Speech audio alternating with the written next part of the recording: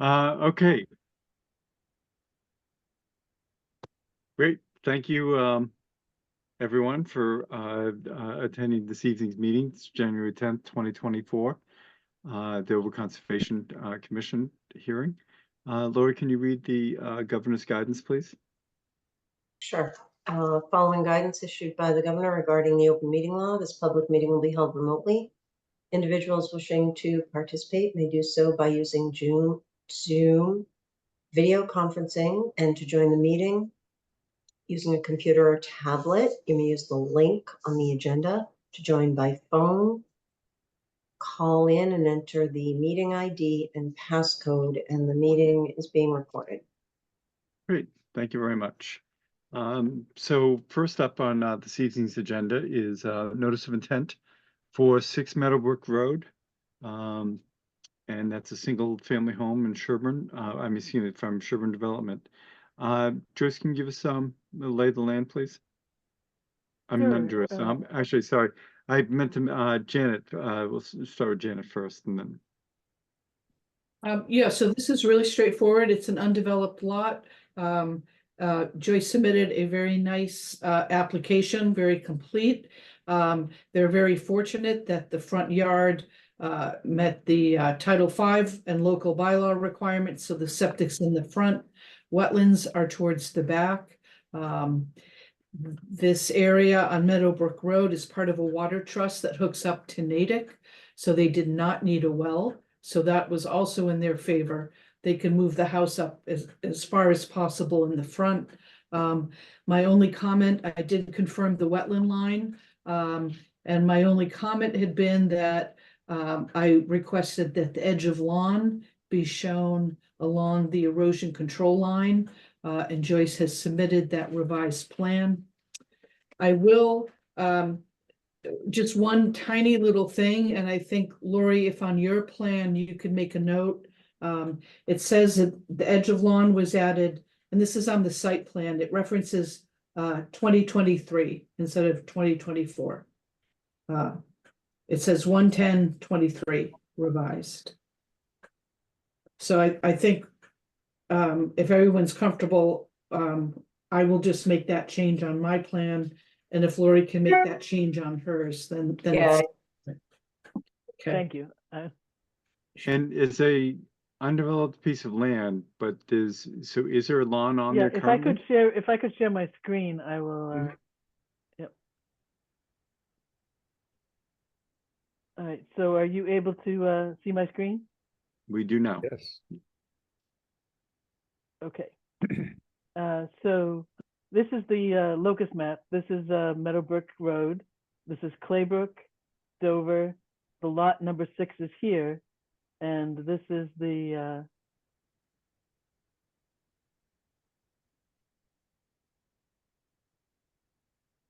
parcel. So it does have an existing barn out in the back. That sits right here.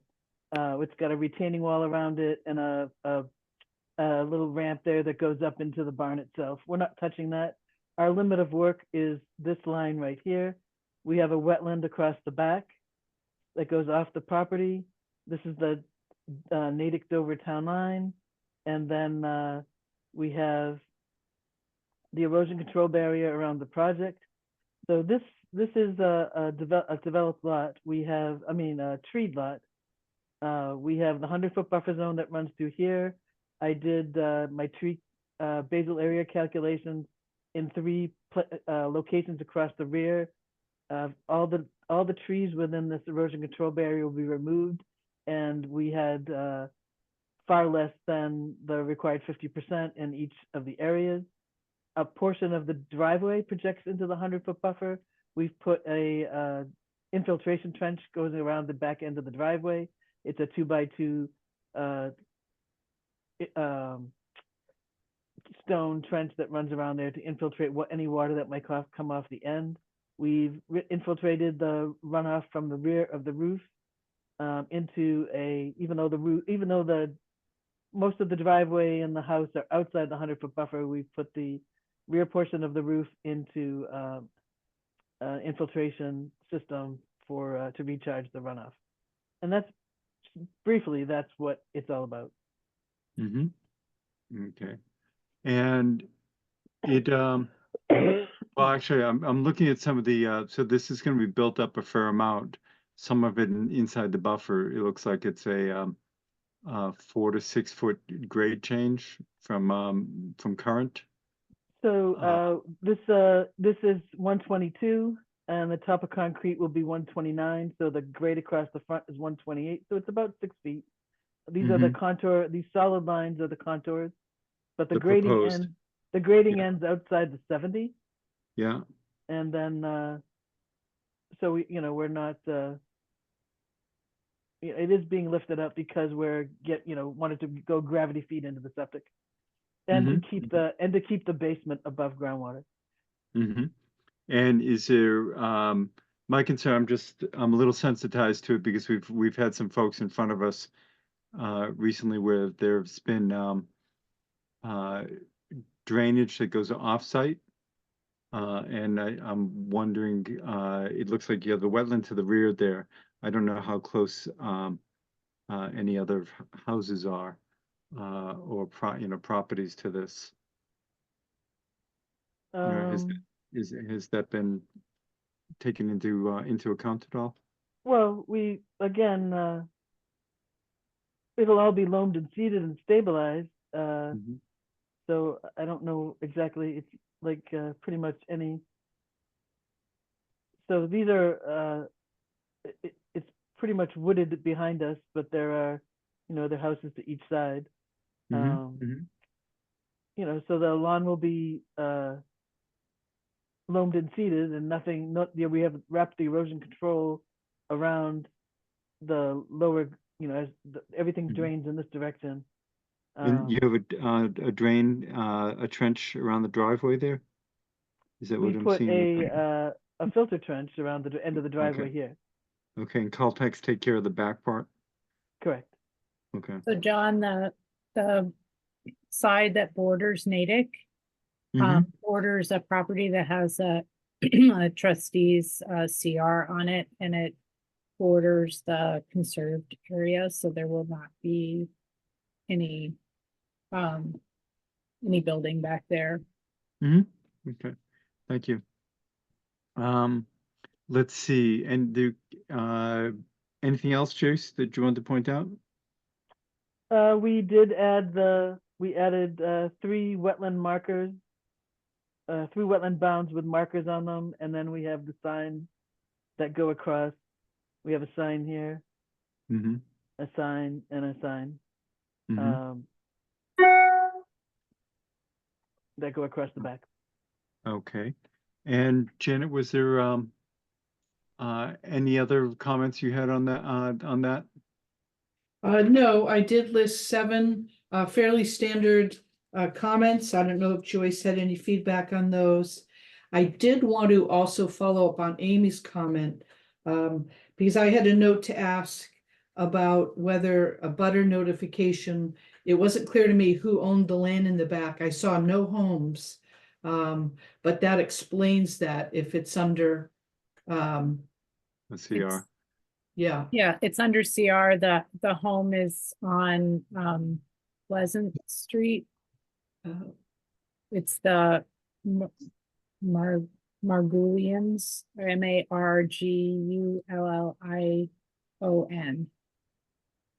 And Mhm. were they notified, Joyce? I did not see an abutters list from Natick.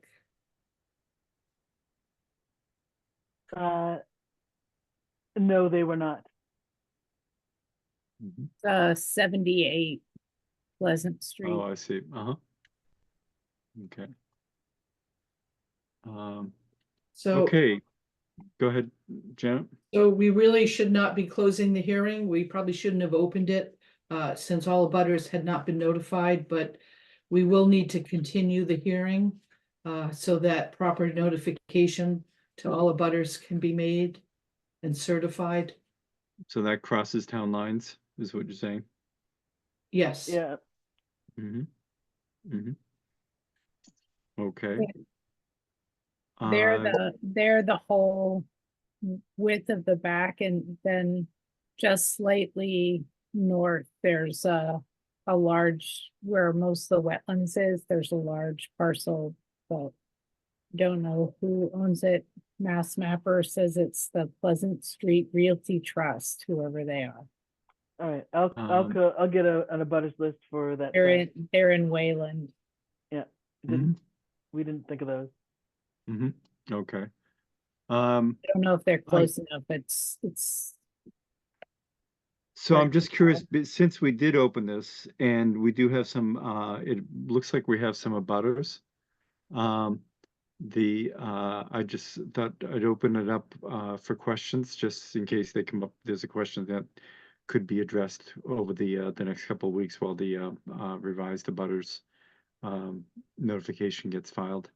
Now, if that notification, do you then have to re-notify everyone, or do you just notify the ones that were not I'll just notified? notify the new ones, because anybody who was notified, it says in here that they have to keep track of subsequent hearings. Okay. So is there anyone, any residents or town folk who have any questions concerning this? I think I saw somebody from 5 Meadowbrook. Joyce, you can take this down, please. And let's see, are they still up there?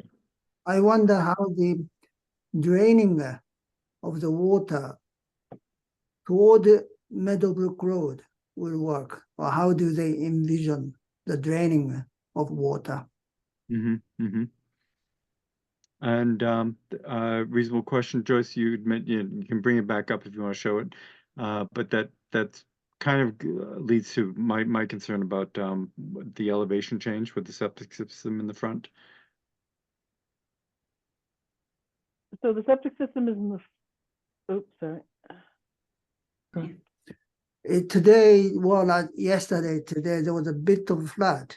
Few weeks Yeah. ago, there was a big flood there. Draining system may not be able to, handle all the water coming down from the elevated parts of the plot. Especially if you level all of the trees there, which do a great job at maintaining, the liquid and moisture that comes down. So as far as the front yard goes, you see we've got a retaining wall across the front of the septic system. So the front is going to be flat here. We have a retaining wall that goes across the front that keeps this area flat. So right now it's sloped towards the street, and it'll be 182.3 at the front of the house, and at the retaining wall it will be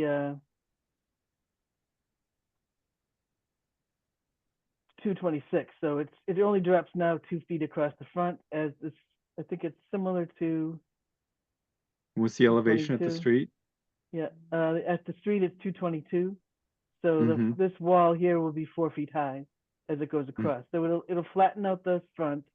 Some of the watershed towards The left towards the driveway and yeah, but again, so we haven't changed the grades over in here.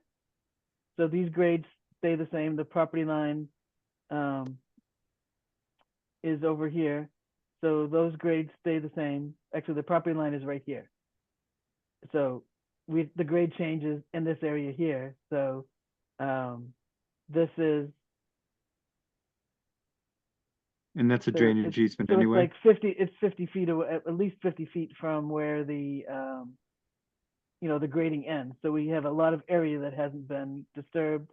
The back area said infiltrates in this area and through the trench, and then goes in the rear direction. So some of the high points, we've actually taken some of the water and shed it in different directions than it goes now. If there's a lot of flooding in the street now, we're not necessarily going to make it better. I don't know what's going on out there now. This is kind of unprecedented or trending. maybe. Unusual. How about So- the areas when facing the driveway, to the left of the driveway? Are they going to keep all the trees? So I don't know that we've put the erosion control barrier in this area here. They may keep the trees in this About area the- here, but it's definitely we're gonna be taking them out for sure through here. It's up to the, the developer how he wants to, remove the trees in this area or not. So I do have a question for both Joyce and for David. Which is, well, David, are you anticipating taking down the trees that are, I know this is outside of our jurisdiction, but as we've seen on some other properties, if there is any flooding that, there's a drainage easement right to the left there, which would bring it into our jurisdiction. What's the proposal for the trees that along the street, Dave? Can you hear me? Yep. Yeah, my expectation would be that we'll probably go in there and just clean it up. And any trees that are healthy and worth keeping, we will. Anything that's not, we'll take out. But I don't really think it serves any purpose for us to go in there and clear cut that area. Mm-hmm. So no, yeah, because my concern was unanticipated consequences of like Miller Hill, even though that was at the end of the day, that was it appeared not to be your responsibility Right. due to but with the clear cutting that had taken place there, it led to some surprises. Yeah, understood. That whole 15-foot wide drainage easement there on the left. I mean, there's like a culvert in there. Mm-hmm. That's really going to capture any runoff that we get from the driveway side of the property. I can't. There's going to be any issues there. Mm-hmm. And yeah, it's just that was that's the concern. It's just not to make it worse by removing vegetation that might help slow things down. And to the residents there, that's something also that if there is an issue there, it's outside of our jurisdiction, unless it affects a wetland further down the way. But it would certainly be within the jurisdiction of the building inspector or the town engineer, if you have questions later on during the process. Does that give you some guidance there, folks from number 5? So I have a question. As you mentioned, we're on the water trust. Water's coming from Natick. It's a very old system. We've had a lot of problems with the pipes, a lot of problems with leaks, and this would put a great deal more pressure on that system. So I feel very uncomfortable unless the builder has it agreed with the water trust that the house is going to be, the water system can support it. So that's a big issue for us. The other is the land here is saturated, a lot of it already. So to say that you're going to drain the water this way and that, if there is rain, it's already saturated even before the rain. So I'm not confident that you would be able to prevent leaking out, water rising up and coming out into the street. Could be wastewater flooding into someone else's lawn because you're up on a hill. Why not go down that way? There is a catch basin right at the street to the left of the property, and there wouldn't be wastewater coming into the street. It's flooded already. This morning it flooded. Oh no, there's no question that it's a wet area of town, and today has been particularly difficult through all of town. The Board of Health is the board that would review their septic system, and the builder's not proposing any. Is proposing vegetation to absorb a lot of this. David, does the septic system have a membrane on the wall side? Yes, it does. Yes. Okay. So just to let you know, but that's outside our jurisdiction because we only cover the first 100 feet from a wetland. But in order to get a building permit, the Board of Health reviews that very tightly to make sure that there's no possibility of what's called breakout, meaning that any of the effluent that would be up higher could possibly break out become visible and come into the street the way that you're concerned for. The Dover Board of Health is renowned through the state for its draconian regulations, or not draconian, but conservative regulations for managing septic waste, because so many people get their water from local wells. And it's also the Board of Health that would be reviewing the water capacity of the system there. And that would be where anything would be directed there. We have no control over that. Okay, all right. Mr. Sillin, would you mind repeating the other two individuals who you said had jurisdiction? So in terms of Board of Health? Before the Board of Health, you mentioned two other, town engineer and Somebody the help my building brain. inspector. Building inspector, thanks. Yeah. Mm-hmm. They So- both review it for stormwater and making sure that the amount of water discharged from the lot doesn't change no matter what you do on the lot. So that's a very good point. That's their goal, is that nothing exits the lot that doesn't already come off the lot now. I don't know if you're aware of, I think it's 210 Claybrook, which is just up the hill, very short distance from here, but they basically clear cut that lot. And that's having an impact on the flooding down here in the lowland as well. So we've already seen that impact. So again, further trees removed from this area would be probably even more drastic of a consequence. That would be something to raise to the building inspector, your concerns, and have him touch base with the town engineer on that. Was 210 the house they tore down? Yes. And I see. I'm looking at Google Maps. So that's actually okay. And then Meadowbrook falls right off of that. I see. Mm-hmm. So yeah, they're becoming even more attuned to that happening, especially during construction. And so feel free to reach out to them if you find that to be the case. As I said, unfortunately, part of that is outside our jurisdiction. Let's see. Any other questions concerning this? We're from 8 Meadowbrook. I just wanted to let you know that across town, on the Pleasant Street side, there's a large development. We've been listening to their town meetings for probably the last half a year, and it's a cluster home project that's gonna actually impact conservation land that's right across from us, around 6, 8, 10. So that should probably, you might want to look into that as well, how that affects the conservation land on our side. That's all. Yeah, I think Janet, you've been keeping tabs on that. Is that right? Oh, you're muted. Could you repeat the location on that? I think it impacts, it's right across from us from 8 Meadowbrook, 10 Meadowbrook, and I believe there's a small part of that lot that actually is across from 6. So it's right on, on the other side, exactly where the barn is and to the right of it.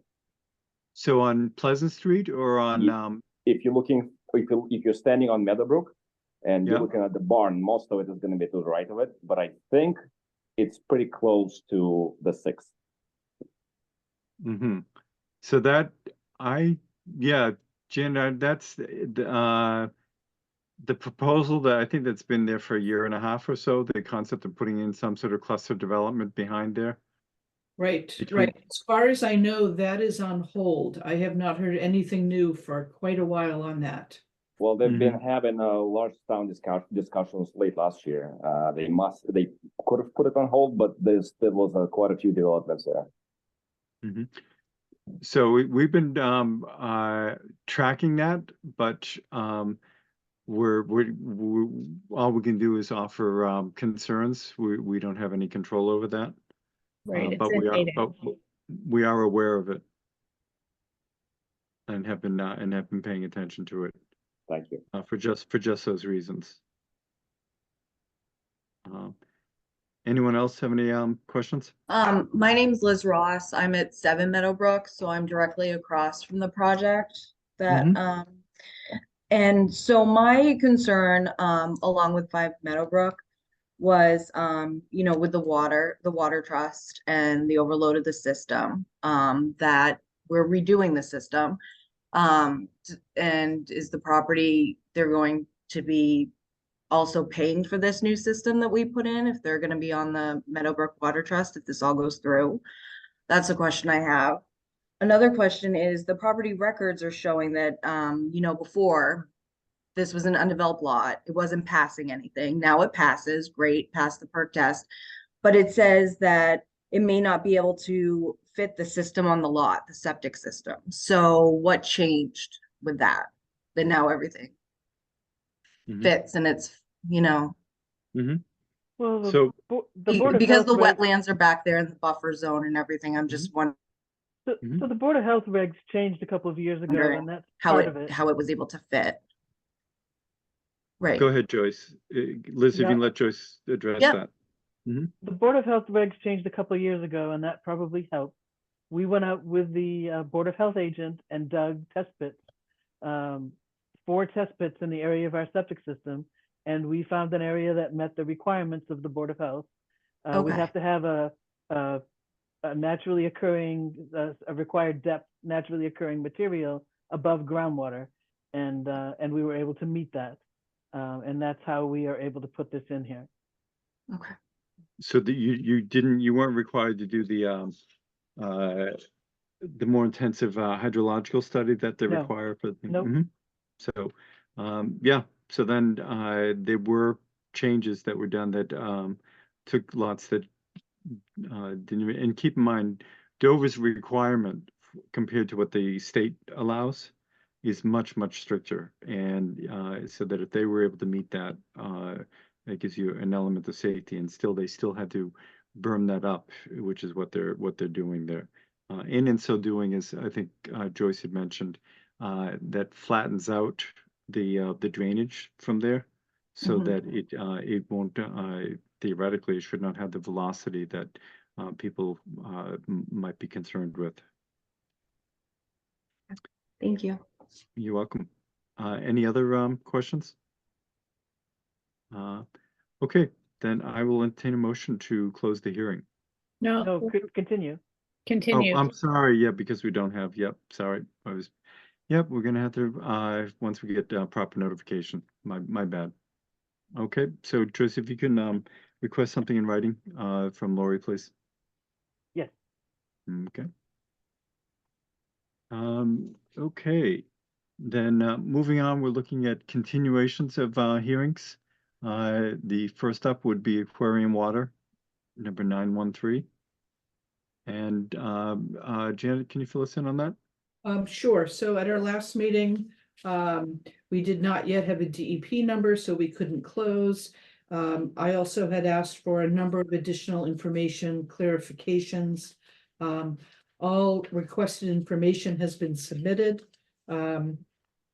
In talking with the applicant's wetland representative, they had not submitted the DEP wetland data forms.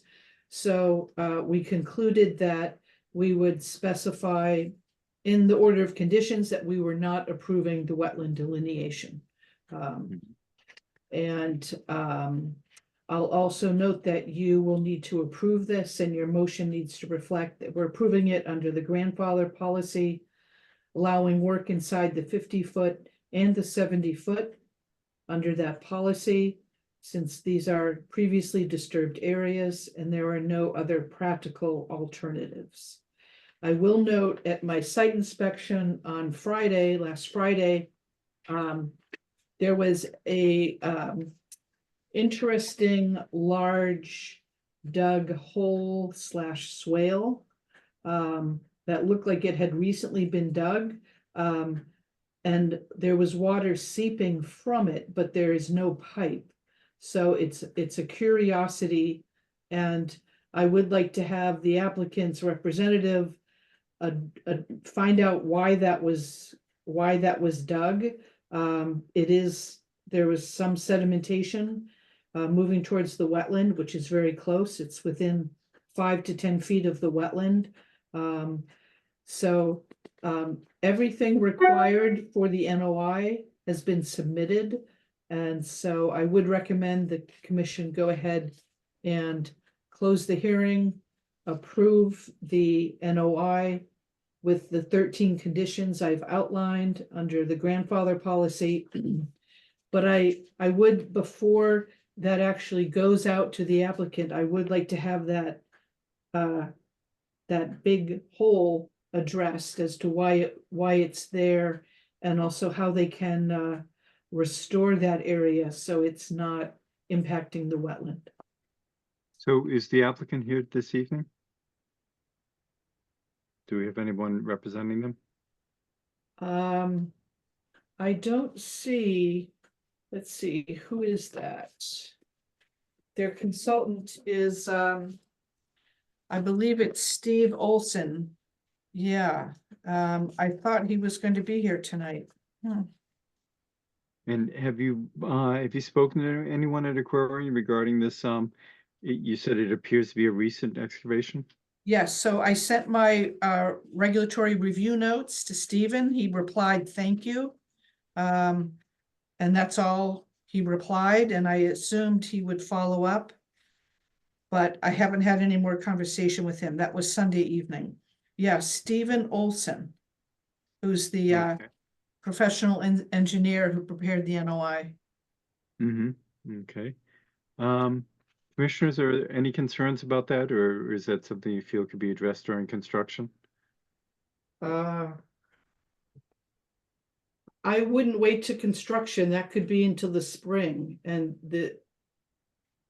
Well, so prior, so basically we could vote on this, and the understanding is that needs to be addressed pre-construction. Is that correct? I'd like to see it addressed immediately. Okay, so I'm just saying, if we're talking that immediately, would it make sense to continue this to our next meeting if no one's addressed it yet? Or is it benign enough that it's something that could be addressed in the field? You know, how large is it? I saw your picture come through. Yeah. Is this something that's 8 feet by 2 feet, or is this something that's 40 feet by 10 feet? No, it's about 7 feet by about 20 feet, something like that. Mm-hmm. So I don't see an immediate threat to the wetland, but this is Mhm. something that should not be there. I don't know why it's there. It's just if you close the hearing and vote, then the clock starts ticking to issue. My recommendation, I guess I can call him up tomorrow and say, you know, you've got 21 days to address this. If you do vote to close and issue tonight. Okay. And do we have the ability to rescind if they don't address it? We could issue an enforcement order. Okay, I think that given what the scale of it, which is not, that seems like it may be the way to handle it efficiently. Commissioners, any questions concerning that or discussion? Okay, then I'll entertain a motion to close the hearing. From anyone? Tim? Move to Yeah, close I the. don't know. Oh, there you go. Second. Okay. Great. All in favor? Sarah, Aye. Tim, Aye. Amy, Hi. and I'm an aye as well. And the motion to grant the order conditions per Yes. Janet's. Move to issue a standard order of conditions approving the project with the conditions outlined in the agent's report. Second. You, all in favor? Sarah, Aye. Tim, Aye. Amy, Hi. and I'm an aye as well. Okay, great. And let's see, moving on, we're looking at Town of Dover for Willow Street. Janet, why don't you fill us in? Yes, so we had received a completed application at the last meeting. It was reviewed. And I just needed additional time to follow up and review all the components of the application. It's a complete application, very well done, and I recommend approval with the 7 conditions listed that are fairly standard for this kind of project. Okay, and yeah, we've dealt with this pretty exhaustively at our last hearing. I feel very comfortable moving. Yeah. I'll entertain a motion to close the hearing. Move to close the hearing. Second. Thank you. Sarah, Aye. Tim, Aye. Amy, Aye. and I'm an aye as well. Move to issue an order of conditions approving the project with the conditions outlined in the agent's report. Second. Thank you. All in favor? Sarah, Aye. Tim, Aye. Amy, Aye. and myself is an aye. Okay, then so done. Moving on to Dedham Street, Town of Dover.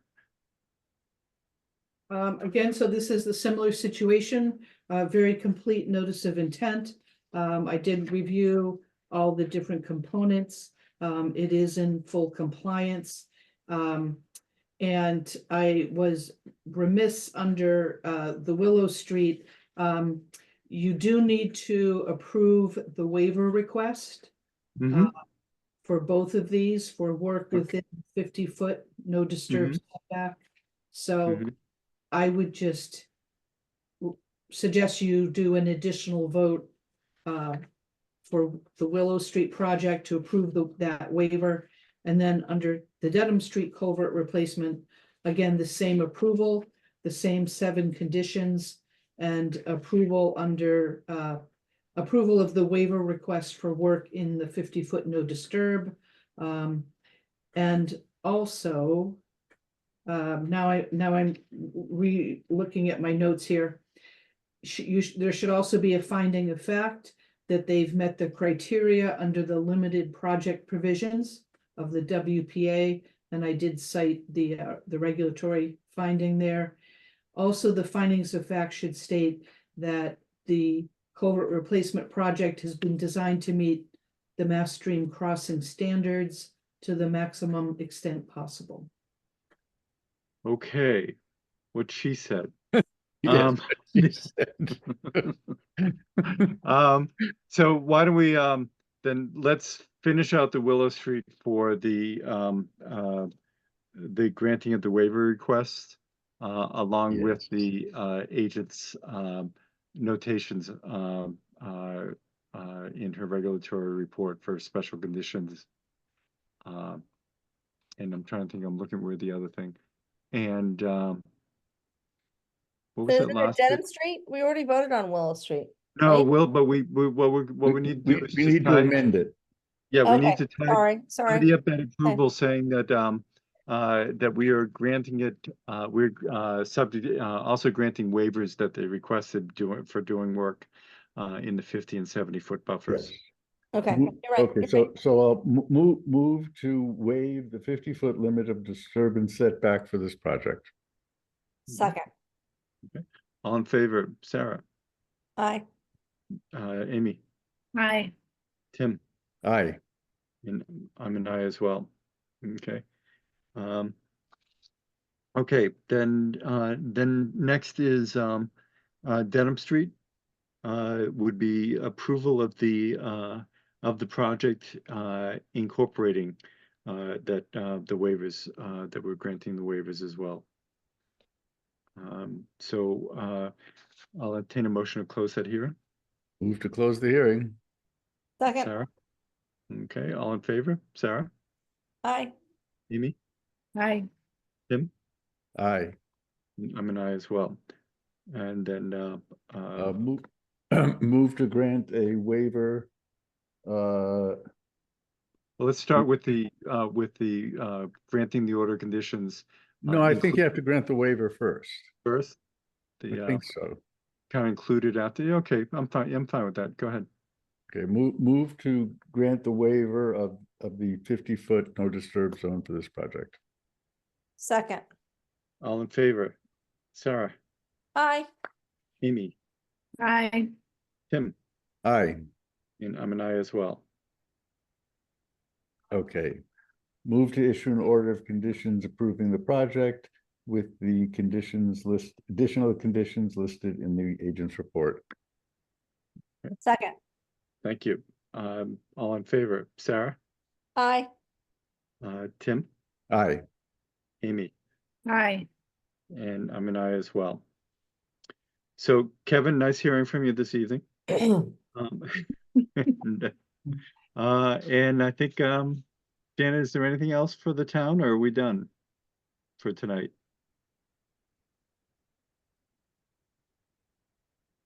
I don't know if Janet's frozen there. Oh, you asking me? Oh, I'm sorry. Yeah, Um, yeah. I think that is it. Yes. Okay, great. Okay, thank you very much, and happy culverting. Thank Okay. you. Have a good Thank night. you.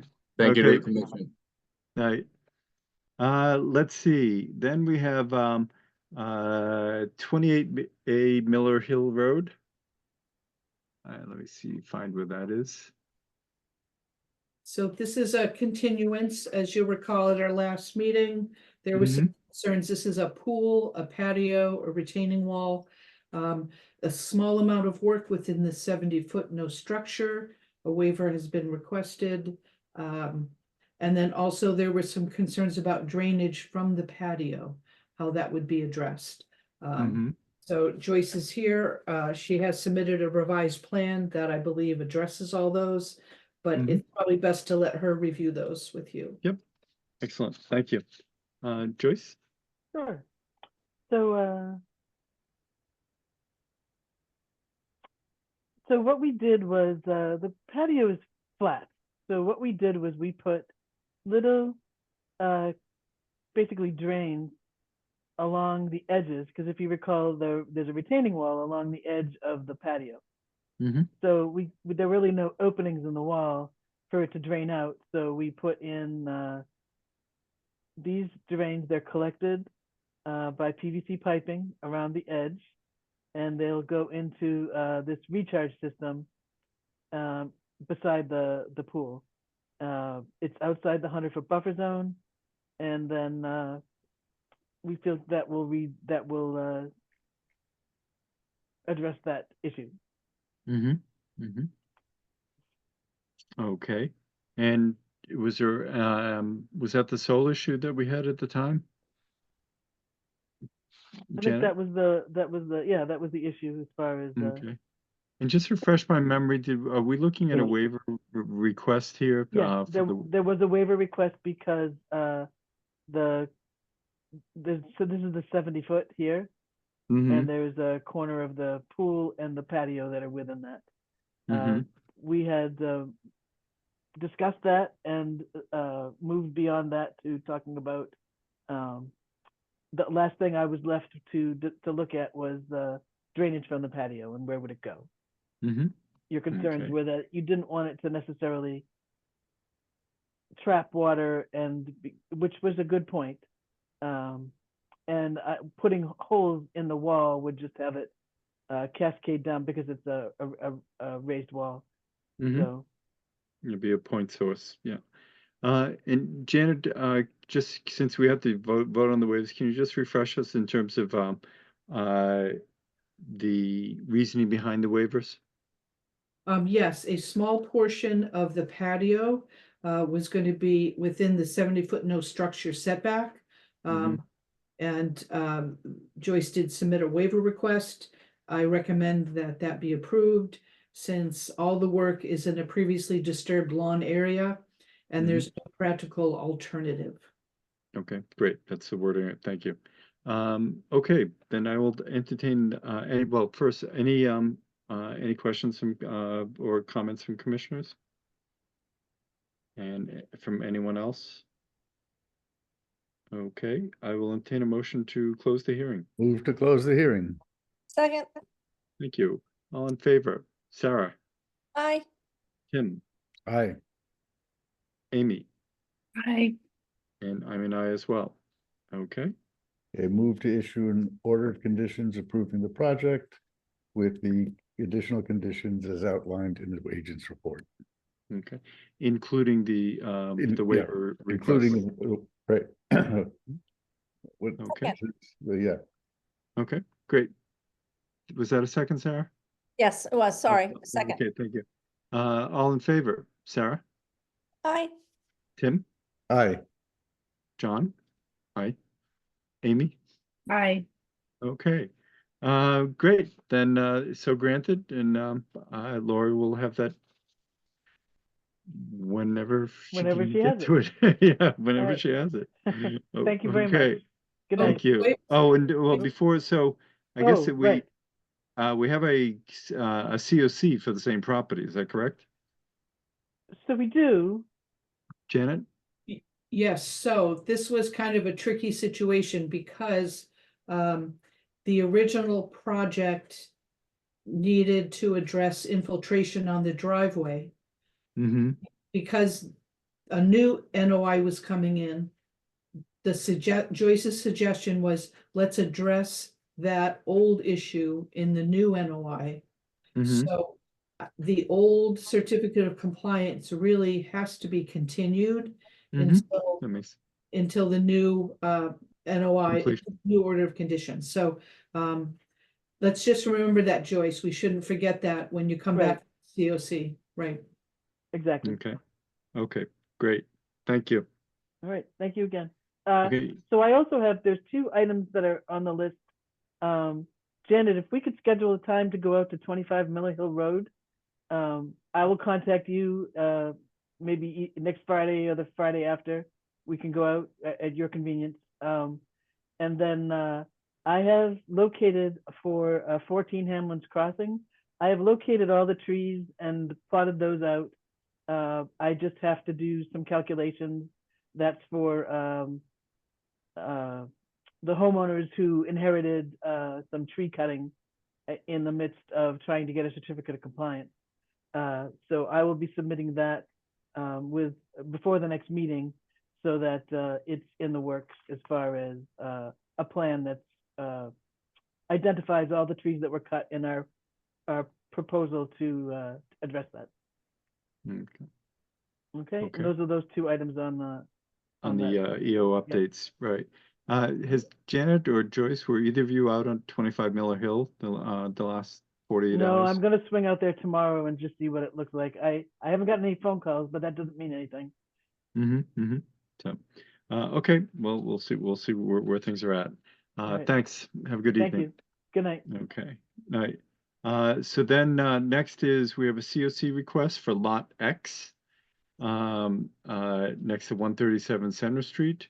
That was, boy, what number? That is 420, so that was quite a while ago, where they were looking to put a culvert in on a long driveway. Janet, why don't you fill us in on that? Let's see, let me find my notes on that. And actually, it is called, in the order of condition, it's Lot 3A. So Okay, on the certificate of compliance, it should say Lot 3A, okay.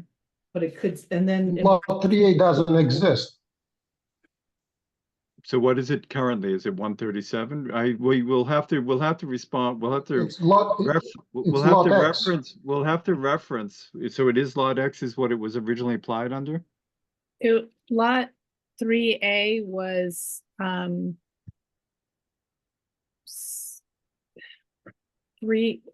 it was altered to add a little bit to the lot next to it and create Lot X.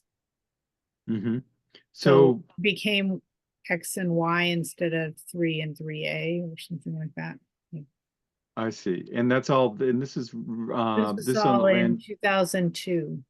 and this is on the land court side of things, so there's a whole litany of how these lots were renumbered. So I think our concern here is just that the registry knows what this refers to based on what the COC that we're granting, and so we can incorporate both its original one and its current one, would seem to be appropriate. Oh, yeah. So we'll deal with that aspect of it. Janet, you sent some pictures. I mean, looks like a culvert under a driveway. Are there any other concerns here? So when I did go out for the site inspection with the Realtor Jay Hughes on the project, there was a running stream through the culvert. Which was not on the as-built plan. And so I requested it be added to reflect existing conditions. Artie did submit a revised site plan. And did hard copies come into the office today, Artie? Yes, I submitted 2 hard copies. I put it under the door. Okay. Okay. So from my perspective, that was the only issue. So I'd recommend issuance of the certificate of compliance. Just a little bit of background, and Amy has more information on a CR that perhaps we need to have some kind of disclosure on the COC about. But just to update you, this is a approximately 17 acre parcel. It is the old Ferguson property, and there was a restriction that it could only be a single family home lot. And Jay confirmed that the owner is purchasing it for just one single family home. Right, it's a deed restrictions /CR 99 years to TPL, and then to us. It was part of the Wild Woods transaction. They gave lot 3B to us, and it's now part of Wild Woods.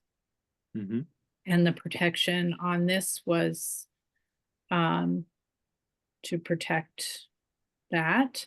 There's a building restriction, or there's a fence height and distance restriction in the back of the property as well. And there is actually a small trail easement in one corner of the property. That's a separate deed, or a separate registered document. And that trail easement is to us as the Concom, not to the town. So I believe that it is completely enforceable, and maybe we have to accept it, but I don't think we have to go to town meeting for the Concom ones. And is there a building envelope associated with the CR? no, it's just that it's restricted to being a single family house and it can't be subdivided, which made me question how they were able to decrease the size of the lot the way that they did. They moved from 3A to X. So I looked into that, and basically it's if there's no new road created, then it's not a subdivision. If they change lot lines, it doesn't become a subdivision just by doing that. So I think that addresses that part of it there. Let's see, any commissioners have any questions concerning this? And then I assume at some point, if they're doing any work, within the 100 feet of the buffer, what is the driveway? It's a stone-based driveway, so if they pave it, they'll be in front of us for that. Okay, I'll entertain a motion to grant the COC. Move to grant a certificate of compliance. Or I should do, yeah, I'm sorry, yeah, we're going straight to it, sorry. For lot X. And whatever original lot nomenclature was referred to. Okay, Second, thank you. All in favor? Sarah? aye. Tim? Aye. John? Aye. Amy? Aye. Okay, great. Artie, can you make sure that, is it Jay that's handling it? That's correct.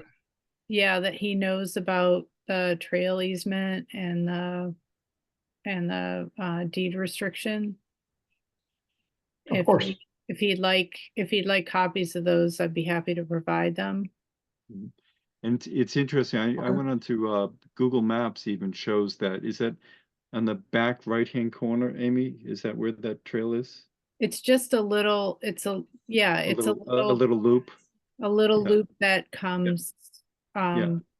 I just, it would, I don't want to lose even a foot of trail. Yeah. Mhm. So is it, So, Amy, sorry to, is this part of like the Good Women's Trail or is this further down?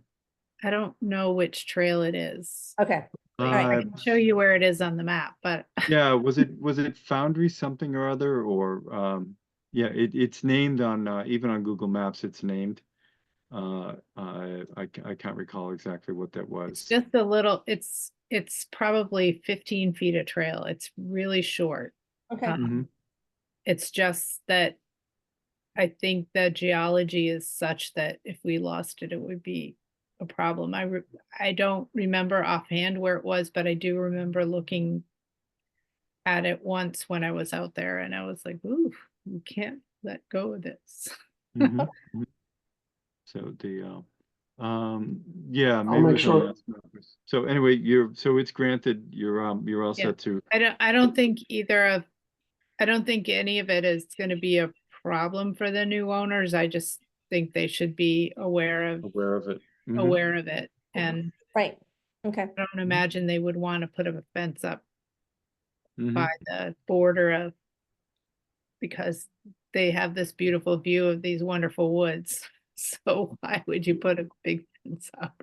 Mhm. But, people are strange sometimes, so. Well, you Right. said, and there's some constraints on fence height, in that easement, in On CR. lot X, Okay. yeah. Okay, Okay, Yep. great. Okay, thank you very much. Thank you.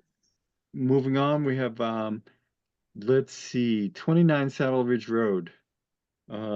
Look, we are like right on time. That's scary.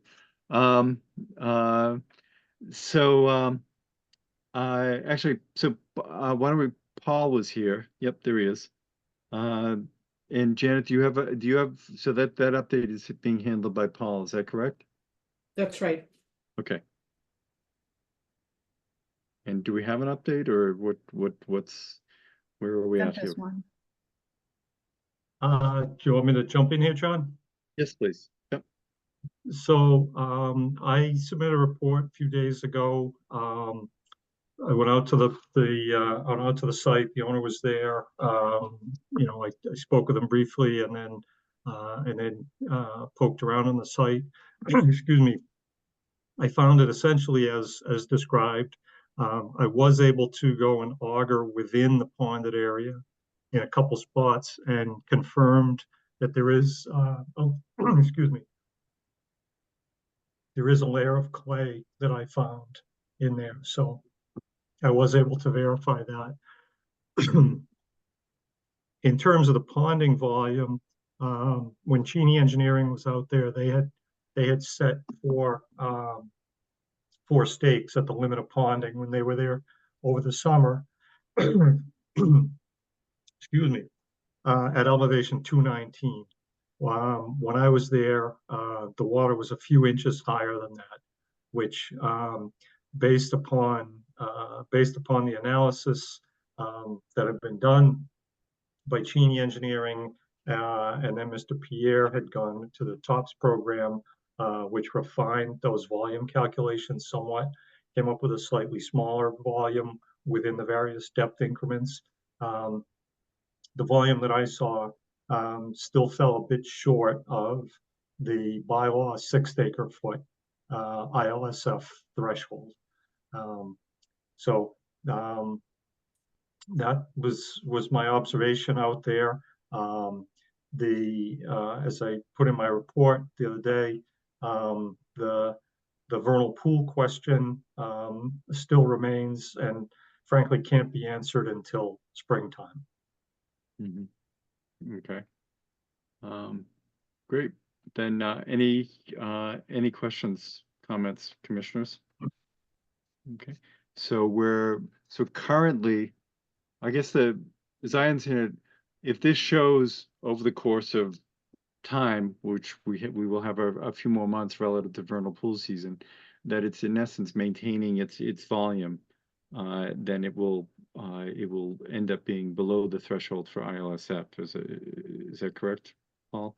That's right. The 219 volume that Cheney Engineering measured over the summer, that falls short. The volume that I saw, as I said, was a few inches higher. That also fell short. Okay. I myself have not seen it after the recent rain. So and then what you saw was it also, in order to reach that threshold, it would have to be just under 220 feet. That's correct. It'd be just a little less than a foot more than what Cheney observed in the summer. Got it. Okay. So I was out there today, but I realized it was close as we were trying. You know, I wasn't surveying it, but when we were looking at things, it was close to 220. But at the same time, not only did the last rain exceed the 1 year storm threshold that is involved in this, but the snow melt from, according to National Weather Service and NOAA, has added considerably to those numbers. So that's not necessarily an indication of what its normal situation would be. So we'll maintain observations of it between now and vernal pool season and see what it's dealing, what it stays at. Are there any other questions concerning 29 Saddle Ridge? Just for Badrin's information, when is vernal pool season, Paul, likely to be? And so when should he and his kids start looking for those tadpoles? Vernal pool season varies from year to year. Lately, it's been early April. So you know, there's a whole bunch of people who really keep an eye out on this, and so when it happens, we're generally very much aware of it. It moves. You know, the timing sometimes moves from south to north, depending upon precipitation and temperature.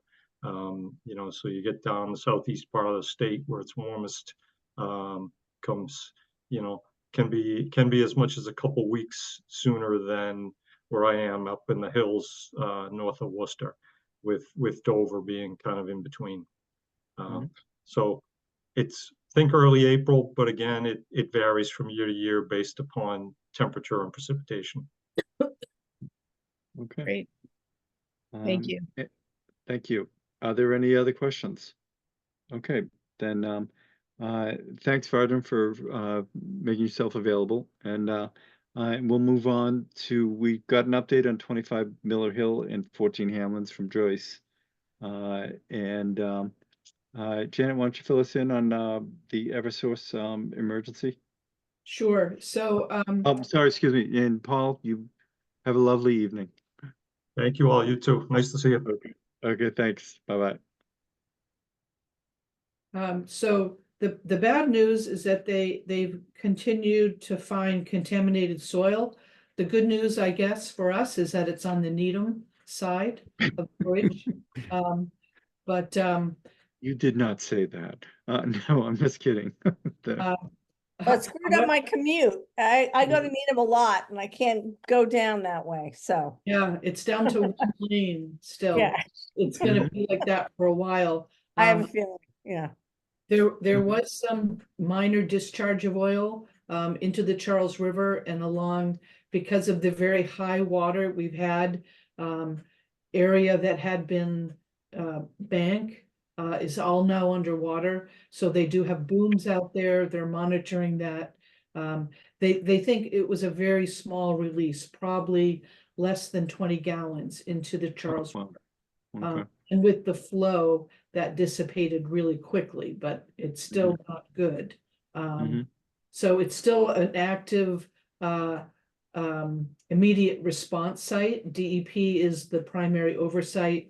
We issued that emergency certification. That's good until about the end of the month. We probably will have to renew that come maybe even at the next meeting. We'll know more by then.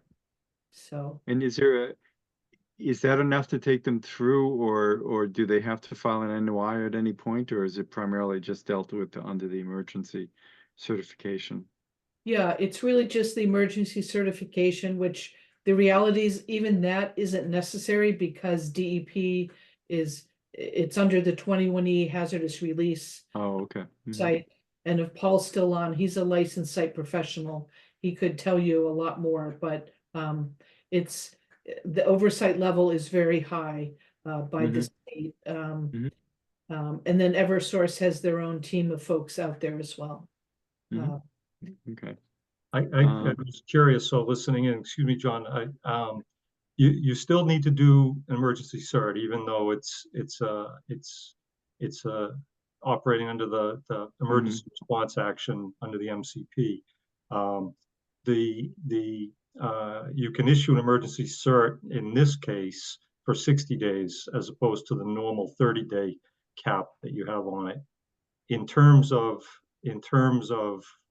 how much work one can do under an emergency cert, that's really a judgment call. It's only supposed to be as much work to abate the emergency. But typically in these situations, Concoms don't want to stand in the way and just, you just want to get the cleanup done. So there tends to be a little bit of flexibility there. And then with regard to another extension, it's an interesting question because the regs don't actually contemplate the idea of a second emergency cert. They don't say you can, they don't say you can't. So it's something that does in fact happen in situations like this, especially where, it's a difficult situation. They're constrained by the high water, as Janet said. But it sounds like if they needed to do more work, it would be on the Needham side. Is that correct, Janet? Well, the soil contamination work is in Needham. However, some of the spillover is in Dover. And now that I think about it, on the form, I think we did check the 60 days, which is allowed as a state emergency response. Yeah. Okay, good. Okay, good. Thanks, Paul. Let's see, and then 31 Springdale Ave. 31 Springdale Ave, you approved an enforcement order. The owner, Will Mitchell, is filing an RDA. I don't know if he met the deadline for our next meeting. He did ask about erosion control, and I'll follow up with Lori. I don't recall if we required the erosion control to go in by a certain date. But Will has been in contact with me and I believe is doing what we've asked him to do. Okay, excellent, great. Let's see. Then we have yes. Can I just make a suggestion? So Sure. Jasmine is on the meeting here. She's our town planner. I Okay. think there were a couple easement issues that have come Okay. before planning that I think she wanted to run by us. Oh, okay. And then is Carol on as well, or does she have her husband pinch hitting for her tonight? Oh, I see Alan Lisbon. I don't know. Yeah, that's me. me. It's Carol. It's Oh, okay. So anyway, hi, both of you. Hi. So thanks for hanging out. Fill us in. Absolutely. So there is a gentleman who lives on Draper Road at the end of an easement that runs along parallel behind his property and the other properties along Draper Road. And the easement is not currently active. There is not currently any noticeable trails or disturbance that people have been utilizing this, but it is there recorded on the subdivision plan on the registry of deeds. And I believe it's noted on their personal deeds as well. So the owner, being cognizant of the easement, had asked previous town planners apparently, and is asking again at this time, that we consider rescinding the easement on Draper Road. Now, I've brought this up at our land use meetings within Town Hall, which also includes Janet and Walter, Mike Angieri, our town engineer, so the building department, Board of Health. And Walter, our building inspector, believes that when the subdivision was created, and Mike Angieri, our town engineer, believes this as well, that it was a requirement that there be some type of alternate access in case there ever needed to be fire emergency access to Draper Road or Tisdale as well, which abuts the back of this property. So they are of a very strong opinion that this easement was intentional. They feel that it should remain, but I was wondering if the commission had any knowledge or feelings about this easement. I know that Janet had said that it had tied into some other trails that I was not aware of. I believe that Amy had confirmed that as well. So I am not personally particularly very familiar. So if one of them could help me out with the trails they connect to, I'd greatly appreciate that. But there is a connection there. And we've been talking with town council just if it's at all possible to remove the easement from a legal standpoint. But the question for the town is, should we remove the easement? His main concern is that residents, strangers, will come onto his property to utilize the easement for walking trails or something of that nature. His main concern is personal privacy and safety on his property, which I do understand and I empathize with, but at the same time, the easement is not currently in use. It's just existing on a plan. I think partly we've heard people voice those concerns before. They're all people who bought properties that had easements on record, so that it wasn't news to them. Right. And for the most part, even if they're used, we haven't actually heard any issues with them. But we've have a history of being loath to give up easements. And then tied in with the fire safety component and things of that nature. And this subdivision came about because that was one of the contingencies, was that an easement had to be granted. Amy, you're familiar with what it ties into, or?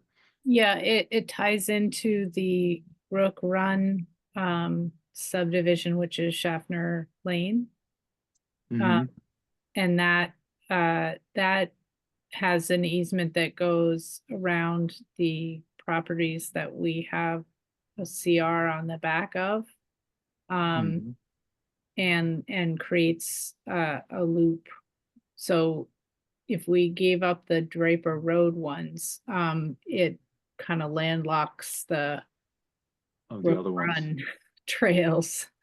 So it's kind of,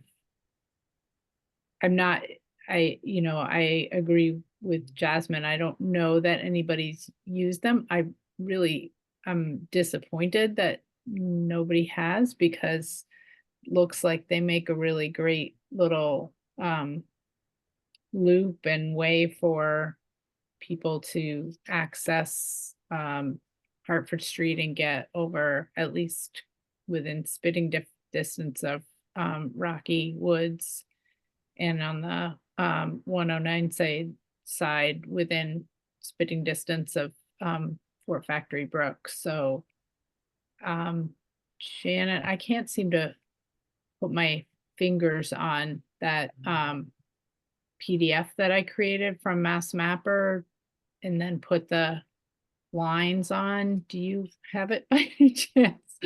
Or maybe I can still find it, but Yeah, I don't think I can get to that quickly. okay. But I'll see if I can find it.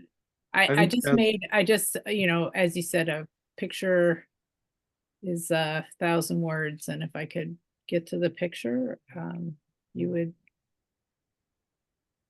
know what I was talking about.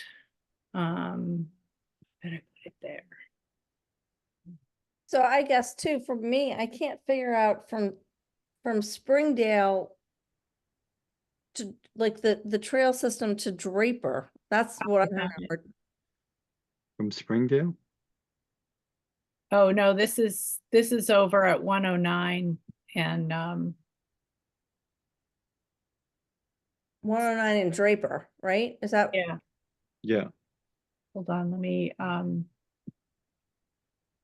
make sure I've got it. Well, while you're putting up the picture, I think it Oh, would I be. see. I see. I'm sorry. Oh, Right. I'm gonna be, can I can share screen. Thank you very much, Lori. So, the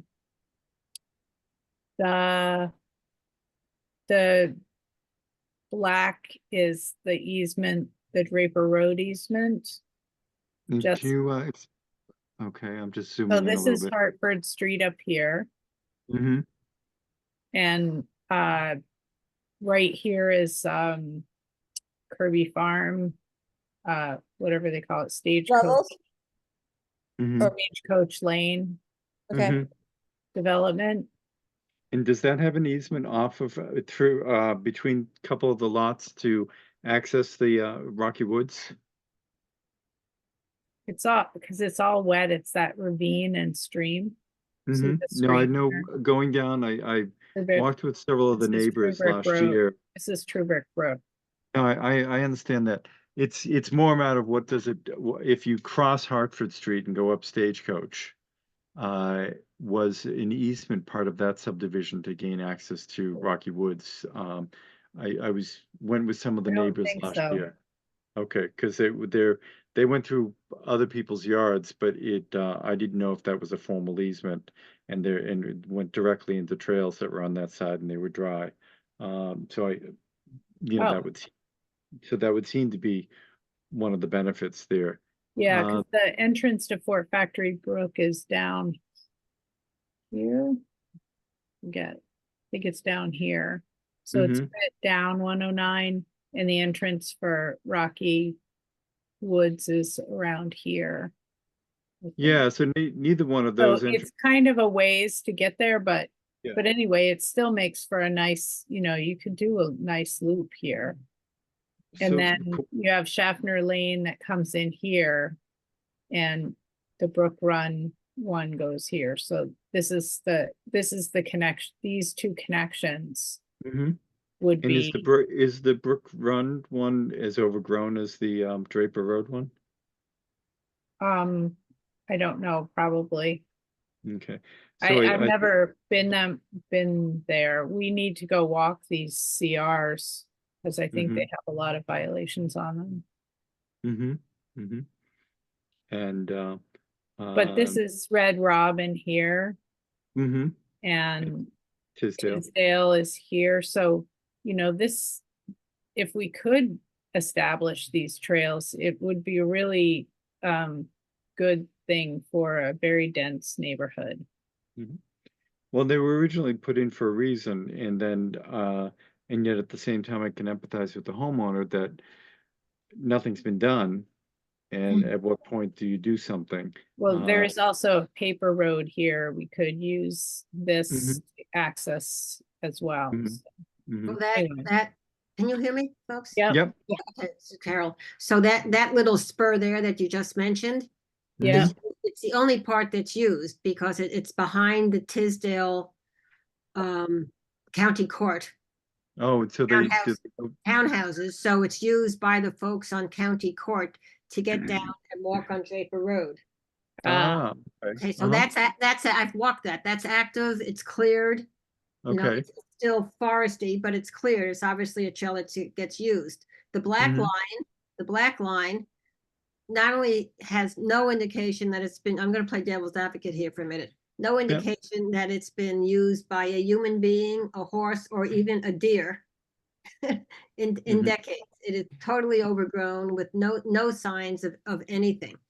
And my original thought when I heard about this, and this came up, I don't know if you remember the fiasco of the May 2022 town meeting.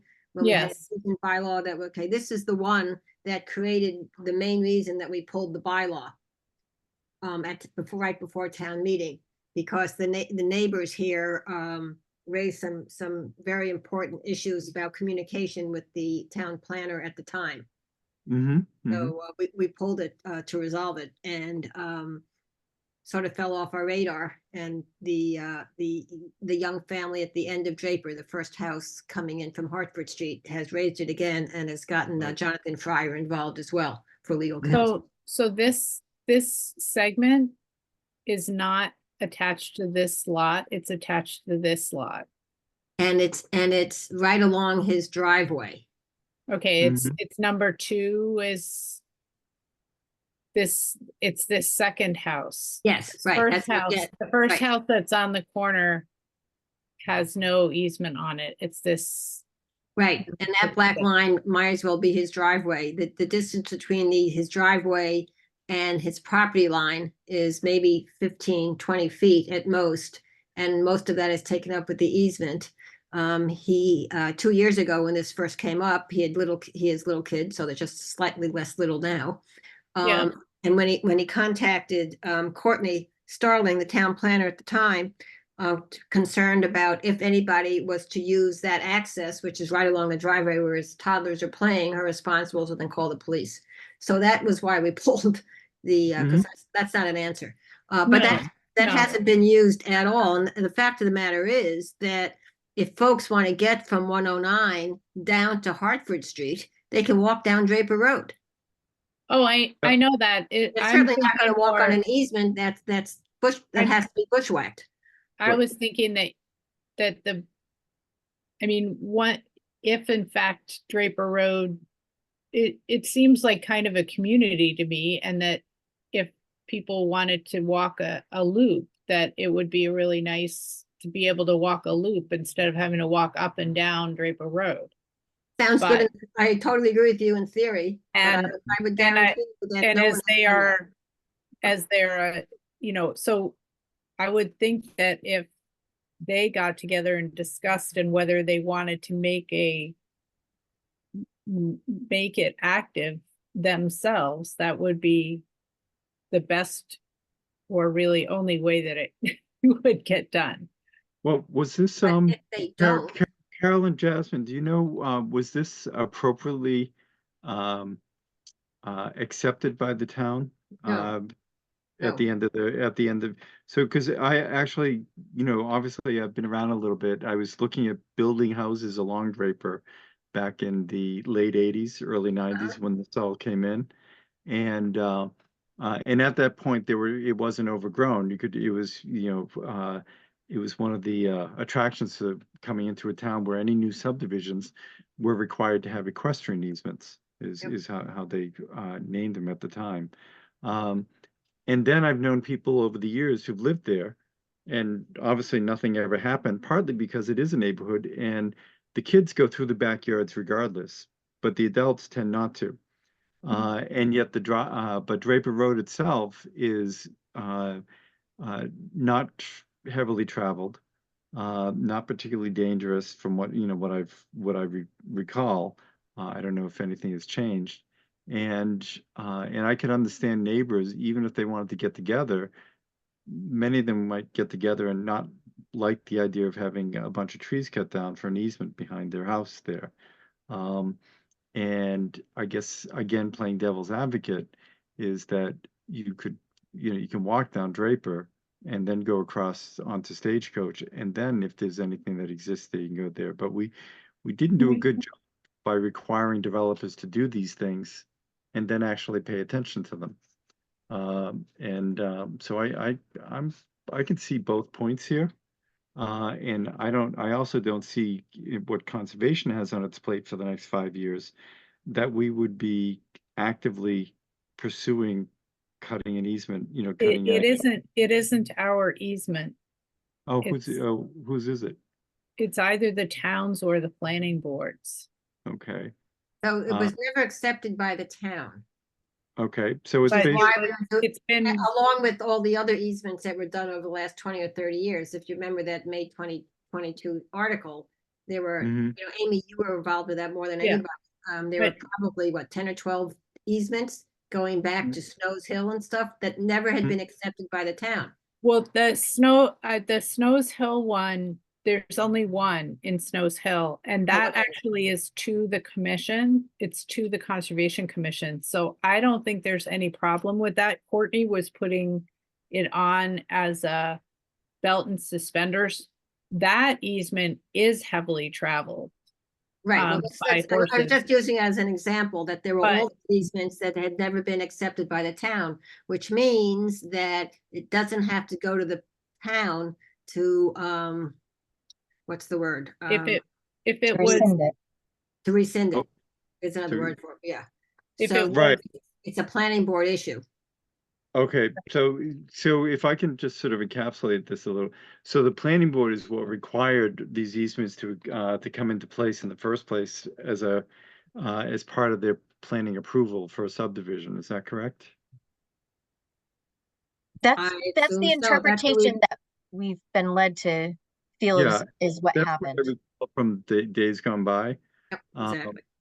And so then I guess it's a matter of what we focus on and whether doing one thing sets a precedent on other things. So that if there's a really useful easement that people are using, but did not get accepted, if we then rescind an easement because of lack of use, does that allow for somebody to petition for something that's heavily used to be rescinded? And that's, Yep. and I can just, I view that as a I'm as gonna a parrot. developer, is all of that. And part of it, I'm hesitant to do that just because we are trying to get some of the other ones more formalized. And yet the net result is it's all on everyone's deeds. If it's not being used, it's not really, it's not going to affect them. So what happened was, John, you're absolutely right. What happened was, by Courtney choosing to I'll bring have them all. somebody go through and find the last 20 or 30 years of easements that never got formally accepted by the town, she poked the bear. Yeah. Mm-hmm. And there were folks on Draper Road that were outraged Mm-hmm. Mm-hmm. because they translated it into, if the town accepts it, then it's going to be used. Mm-hmm. And those Right, I and think- rest assured, the conversation with each one that contacted me was, it's on your deed, right? Yeah. Mm-hmm. It hasn't been, you lived in the house for 18 years and it has been used. Don't worry about it. Especially, it. quite frankly, one like this, which, has no, to me, practical purpose and will never be used. But, Right. but that's all fine and dandy, but Mhm. it's still an issue. So Well, I it's get kind of debated both ways too. Yeah, it is a both way issue, and it's a type of thing of benign neglect. The easiest path of the path of least resistance is continue doing what people are doing, which is not using it, but it's there as of record. And maybe in the year 2200, when we run out of space or something, somebody might do something. But that we know that we don't want doing something there to affect other easements that we have in town. And so but it raises an interesting point, which we've run across occasionally, which is builders who go ahead and put a driveway, over an existing easement. Okay. And that, and you hate to just turn to a fellow resident and say, oh, well, tough nuts. It's just, that needs to be really paid attention to. It doesn't come up often, but it affects the person who's there. We ran into that up on Ben Arthur, right. where a part of the easement goes across a triangle of somebody's pavement because the builder wasn't known for his attention to detail, and they originally showed that driveway being 5 feet further to the right, so that wouldn't be an issue. So that's something that on a multi-department meeting, we can bring to Walter's attention, and so forth. But I actually, at the end of the day, I'm loath to give up an easement, even if it's not going to be used. And if it's not going to be used, is there is there wording? No, I even think even going there, it's just, it's there, it's in the deeds. If it doesn't get used, and if somebody, if like Courtney, there are other checks and balances where the town isn't gonna go ahead and open things up, just because we have many other things to pay attention to. Right, and John, you remember, I think it was this, maybe last spring, that you and I chatted about, Village Hill Road, right, that had an easement, Right. Mhm. and, it was, Beth, can't remember. Yes. Yes, that they were selling their house and they were concerned that having the easement was going to impact the sale of the house, either Mhm. the ability to sell or in the price. Mhm. And they ended up selling it so quickly that we never had to address it. So, Right, yeah, talk about proof of pudding, but Exactly. and that's the other thing that I've seen being in the real estate business, is that in towns like Dover, Lincoln, Sudbury, things like that, easements of that nature have at times actually enhanced the value of houses. I have not seen it affect things negatively. Sort of like a Um, rail trail, huh? Sorry. Well, no, yeah, rail trails, boy, we have decades of experience now showing that rail trails are a positive, so. Yes, oh, we Yes. know. Yeah, we'll see when that comes around again. Yeah, exactly. So, So I think given the fact that, so we have two issues. One, as Jasmine expressed, is responding to the Draper Road request and Jonathan Fryer's letter to us. mhm. And part of this was Jasmine working to get all the history of it, and certainly a lot of your comments tonight have been appreciated to add to the historical aspect of this. The other question I have for you is, do you think that it makes sense to, we wouldn't do it for this year, but to resurrect the warrant article that had originally been planned for May of 2022 with all those easements that had never been accepted by the town? I'd have to take a look at it, and I think there is the concept of selectivity, or at least X number per year, type of thing. In this also a case to be made for all of them, but what does town council say about our ability to move forward on things like this when things weren't properly accepted? What's the remedy on the town side for that? Well, so Nina's response to this whole thing had been to start the process of accepting each one individually at Mhm. town meeting. Mhm. These conversations are sort of hard to recreate because the planning board was never informed of Courtney's work on all this until Mhm. just about the time to put a warrant article on. Mhm.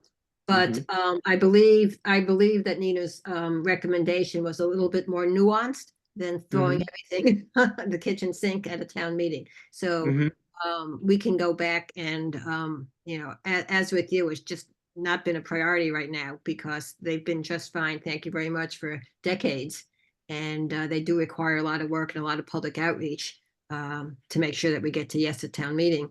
And we just haven't had the bandwidth to do it, nor has it been on our priority list. But it is something that we need to address, not only from making sure that the T's are crossed and the I's are dotted as far as acceptance goes, but just I think as you and Amy talked about, is how do we maintain them, keep track of them, so forth and so on. Well, yeah, and think I we wonder. got them all now, so we actually have a way to track them now, but, or I mean, at least I have them all. And we have that spreadsheet that the intern did. But the thing that is the problem with these two easements that is not the problem with the one on Snows Hill is that, and the one on Ben Arthur, where it was assigned to the Concom, we actually have we kind of can do this. We can maintain them, we can enforce them, we can make them useful when they are useful. Whereas the planning board or the general ones that weren't there. And even if we get them accepted by the town, we need to have them assigned to a committee or an organization. Right. So that, you know, A, the homeowner has somewhere to go, and B, someone who wants to use them has somewhere to go and say, hey, I'd really find this useful if we could Well, get it going. To John's point about sort of easing into all of these and looking at them on an individual basis, would the Conservation Commission have any interest in sponsoring an article for this May town meeting for the two that you do own? But why, I guess they're in force because the Concom accepted them. But according to Nina, and you know better than I, because you were the one involved with. No, I was not. I wasn't involved in any of the discussions with Nina. Oh, okay, just the identification. Okay, well, according to. And in fact, I believe that the ones that are assigned to the Concom are not in question.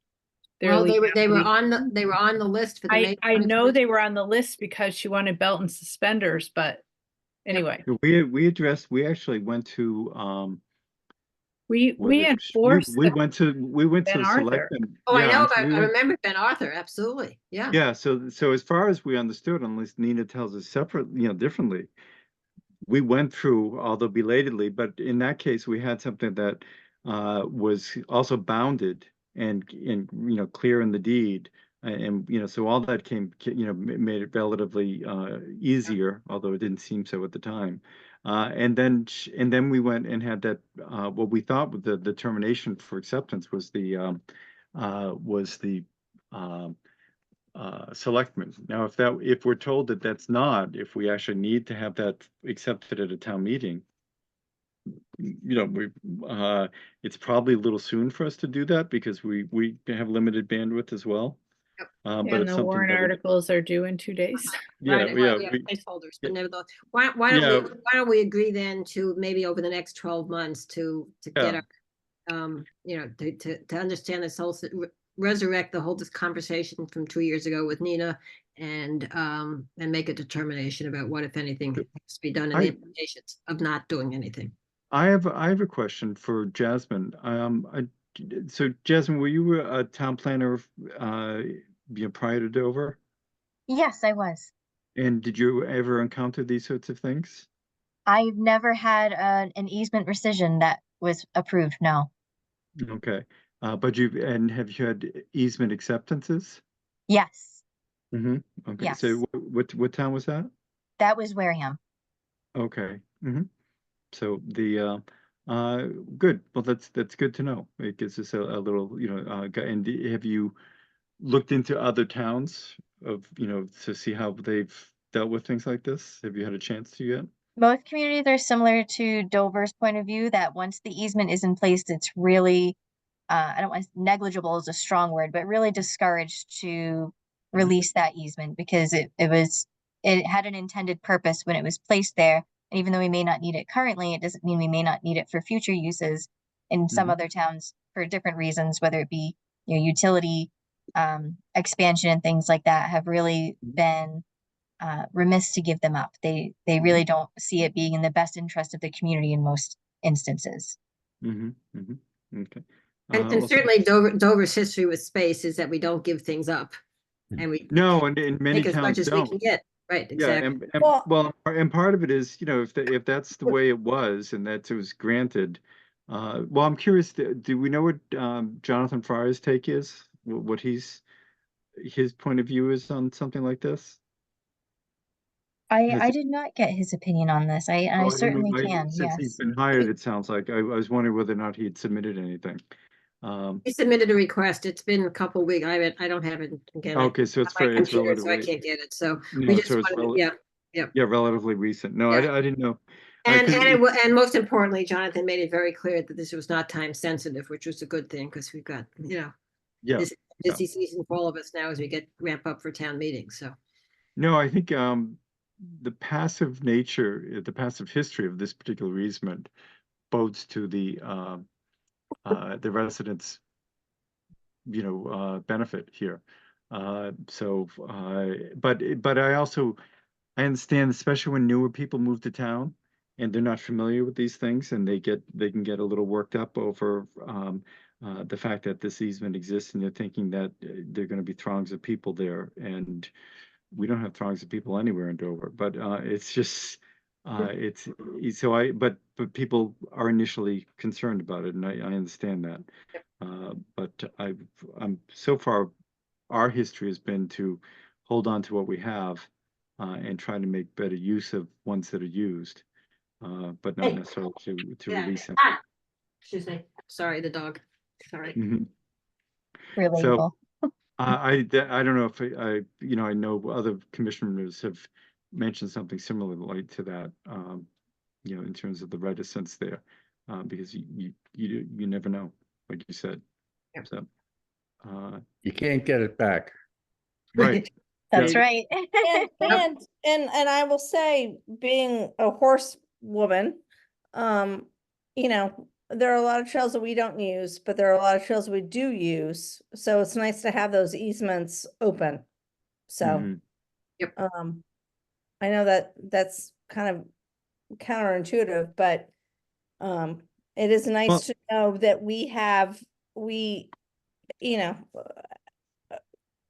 being a rider of the hunt club, we use a lot of the easements. Yeah. And it's really nice to know that we can still use them. So, No, that And I- is excellent point, Sarah. Yeah, and I think this, 40 years down the road, Draper Road might become a major cut through from Hartford Street to 109. Who knows? And there, all of a sudden, there's something like that, and even something like that would exist wouldn't be particularly big or noticeable, and people could still put fences up along the edges if they're that concerned. But even the easements that we do have tend not to be of a major size there. So but John, even on Walpole Street, I know there are easements along from Ben Arthur across Walpole. I mean, Mhm. I don't, I don't That- see as many that's- horses. I don't that's see a as many trustee- horses as we used to see crossing over Walpole Street. No, but funny enough, they make themselves known in my neighborhood when I'm walking the trails Well, I there. know because you're right there, but Yeah, but there aren't as many, because I think some of the riders that are associated with that barn are not as comfortable. But walkers use it. Yeah, that's a trustees, that was deeded to the trustees, and so that's the link between Boisset and Rocky Woods. The one that goes. No, I think Sarah's talking the one Oh, from town. you're talking Bar. about Ben Arthur, sorry. I'm That's talking yeah. from Ben Arthur by John's property across Walpole Street to Nonannet. Yeah, and I still have people use my yard because they're on that part of Pine Street. And Aaron's there now, so that'll become a more used easement. Who is? Aaron Fitzgerald, who used to ride with the hunt, has her horse at Stonehenge now, or at. Oh, I didn't know okay. that. Oh, that's funny. Okay. Anyway, we don't Just need to moved go, there. we don't So need anyway- to go down this. Yeah, thank you very much. Yes, and thank you. for Jasmine, your- I'm sure this was very helpful for you. Yeah, Uh, it was. good. Thank you so much. I appreciate everybody's input, and thank you so much, Amy and Janet, and John, for talking about this tonight. I really appreciate it. Great. Well, thank you much, and good luck. Thank you so much. Have a Thank you. wonderful evening. Okay, thanks. Night. Night. Okay, let's see. Land Acquisition Fund. Is the next up for the town meeting? Is that who put that on and who wants to address it? I think that came from Anna and the Land Management Committee, but that's just your regular conservation fund warrant article. It's the same language every year, but I believe the deadline for warrant articles is this Friday, so it would be a good idea for you to vote on that. Okay, and for some reason, I thought we already had. Lori, have you, I assume, have you I submitted? sent that wording out and it's the same wording that we always use, but I just thought that you all should decide if you wanted input and then I'll get it up to Mona. Okay, Sorry, and I couldn't unmute. I couldn't come back. okay. I don't And know. is it for the same amount? Well, the we don't put an 20,000? amount in there. We leave it open. We always have, but Oh, and it's let the warrant historically committee? been 25. Okay. Um, Just to Then- clarify, so whoever is the warrant sponsor, and that would be the Concom in this case, then we would draft a motion, which then goes to the Board of Selectmen and Town Council to review. That's usually not due until late March or early April, the actual language for the motion. So at this point, we just need to put the placeholder in? Is that where Why, we're at? why Or- wouldn't we just put what we actually used last year? That's actually, so we would use exactly, so the warrant articles are never as specific as the motion. Like all the warrant articles that are on now, they never reference an amount of money. That comes later in the motion. Well, And it comes when you present your warrant article as a sponsor to the warrant committee at either your individual meeting with the warrant committee or at their open hearing in March, where you say, and yes, we want, as we have in previous years, $25,000. Okay, Mhm. great. So at this point, would it behoove us to vote on sending this forward with the same wording from last year, and then we'll deal with it when we have to go in front of the warrant committee? Does that make sense? Yep. Okay. So I will, Lori, do you have anything to add relative to the wording of that, or if should we just say submit our annual request as we have historically?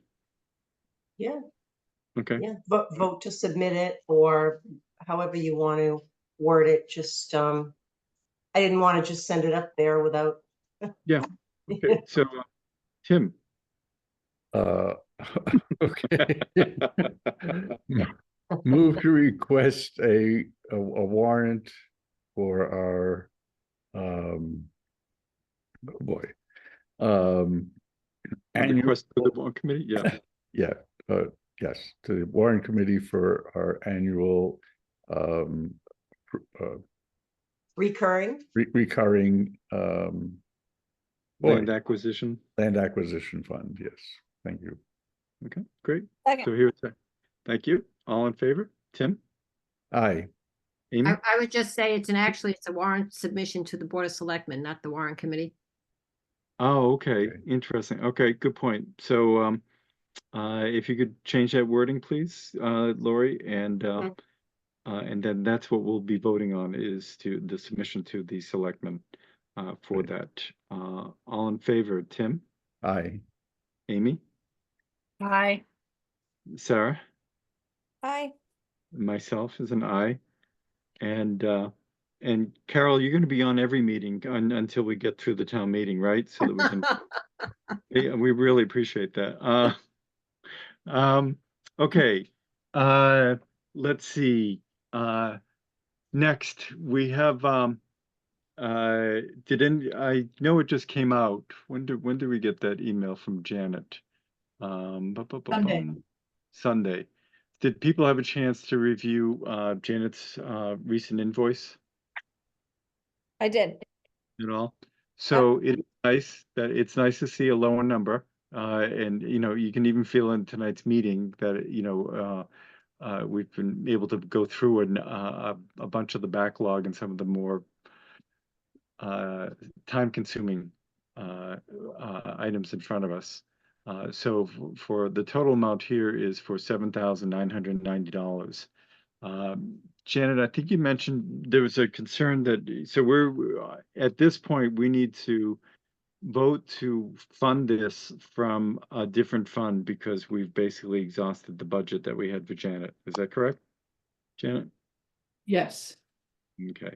And so what we have done historically is the first rollover that we do on something like this, we've gone to the WPA funds that we have for that come in and build up very slowly with the Wetlands Protection Act funding. Lori, do you have an idea of how much we have in that account currently? The balance remaining is $3,403. In the WPA fund? Oh, no, I'm sorry, not in the WPA. We have that much left in professional services. Okay, got it. And then WPA, do you have an idea? You know, I hate to guess, somewhere in the 60s, maybe. Oh, is there, It's a hard figure to pin down. I have to get it from the treasurer, and then they say it's an estimate because they haven't added in, recent things. Yeah. Okay, so then why don't we do have adequate funds there for a few months, which is, so why don't I'll obtain a motion to accept and pay Janet's invoice for December with the balance of the existing consultant budget funds, and or with the remaining the remaining professional services funds, with the balance to be made up from our WPA funds. So moved. There you go. Thank you. Second. Okay, thanks. All in favor, Tim, Aye. Amy, Aye. Sarah, Aye. and I'm an aye. Okay.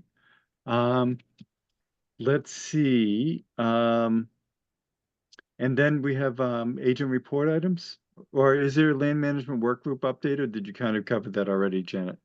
No, let me just give you a quick update on that. So we met, our last meeting was December 20th. We meet again on the 16th, so we're meeting about monthly. The Bog Bridge, that is underway in terms of trying to acquire all the materials. Where there's a little bit of a hitch that the expenses are such that we really don't want to put that on a personal credit card, because getting reimbursed from the town is a real pain in the neck. But I believe Anna's working with the town accountant to see what the options are. I think ideally, like when we've bought things like the birdhouses and other materials, how have we purchased those, Lori? Is that through a purchase order?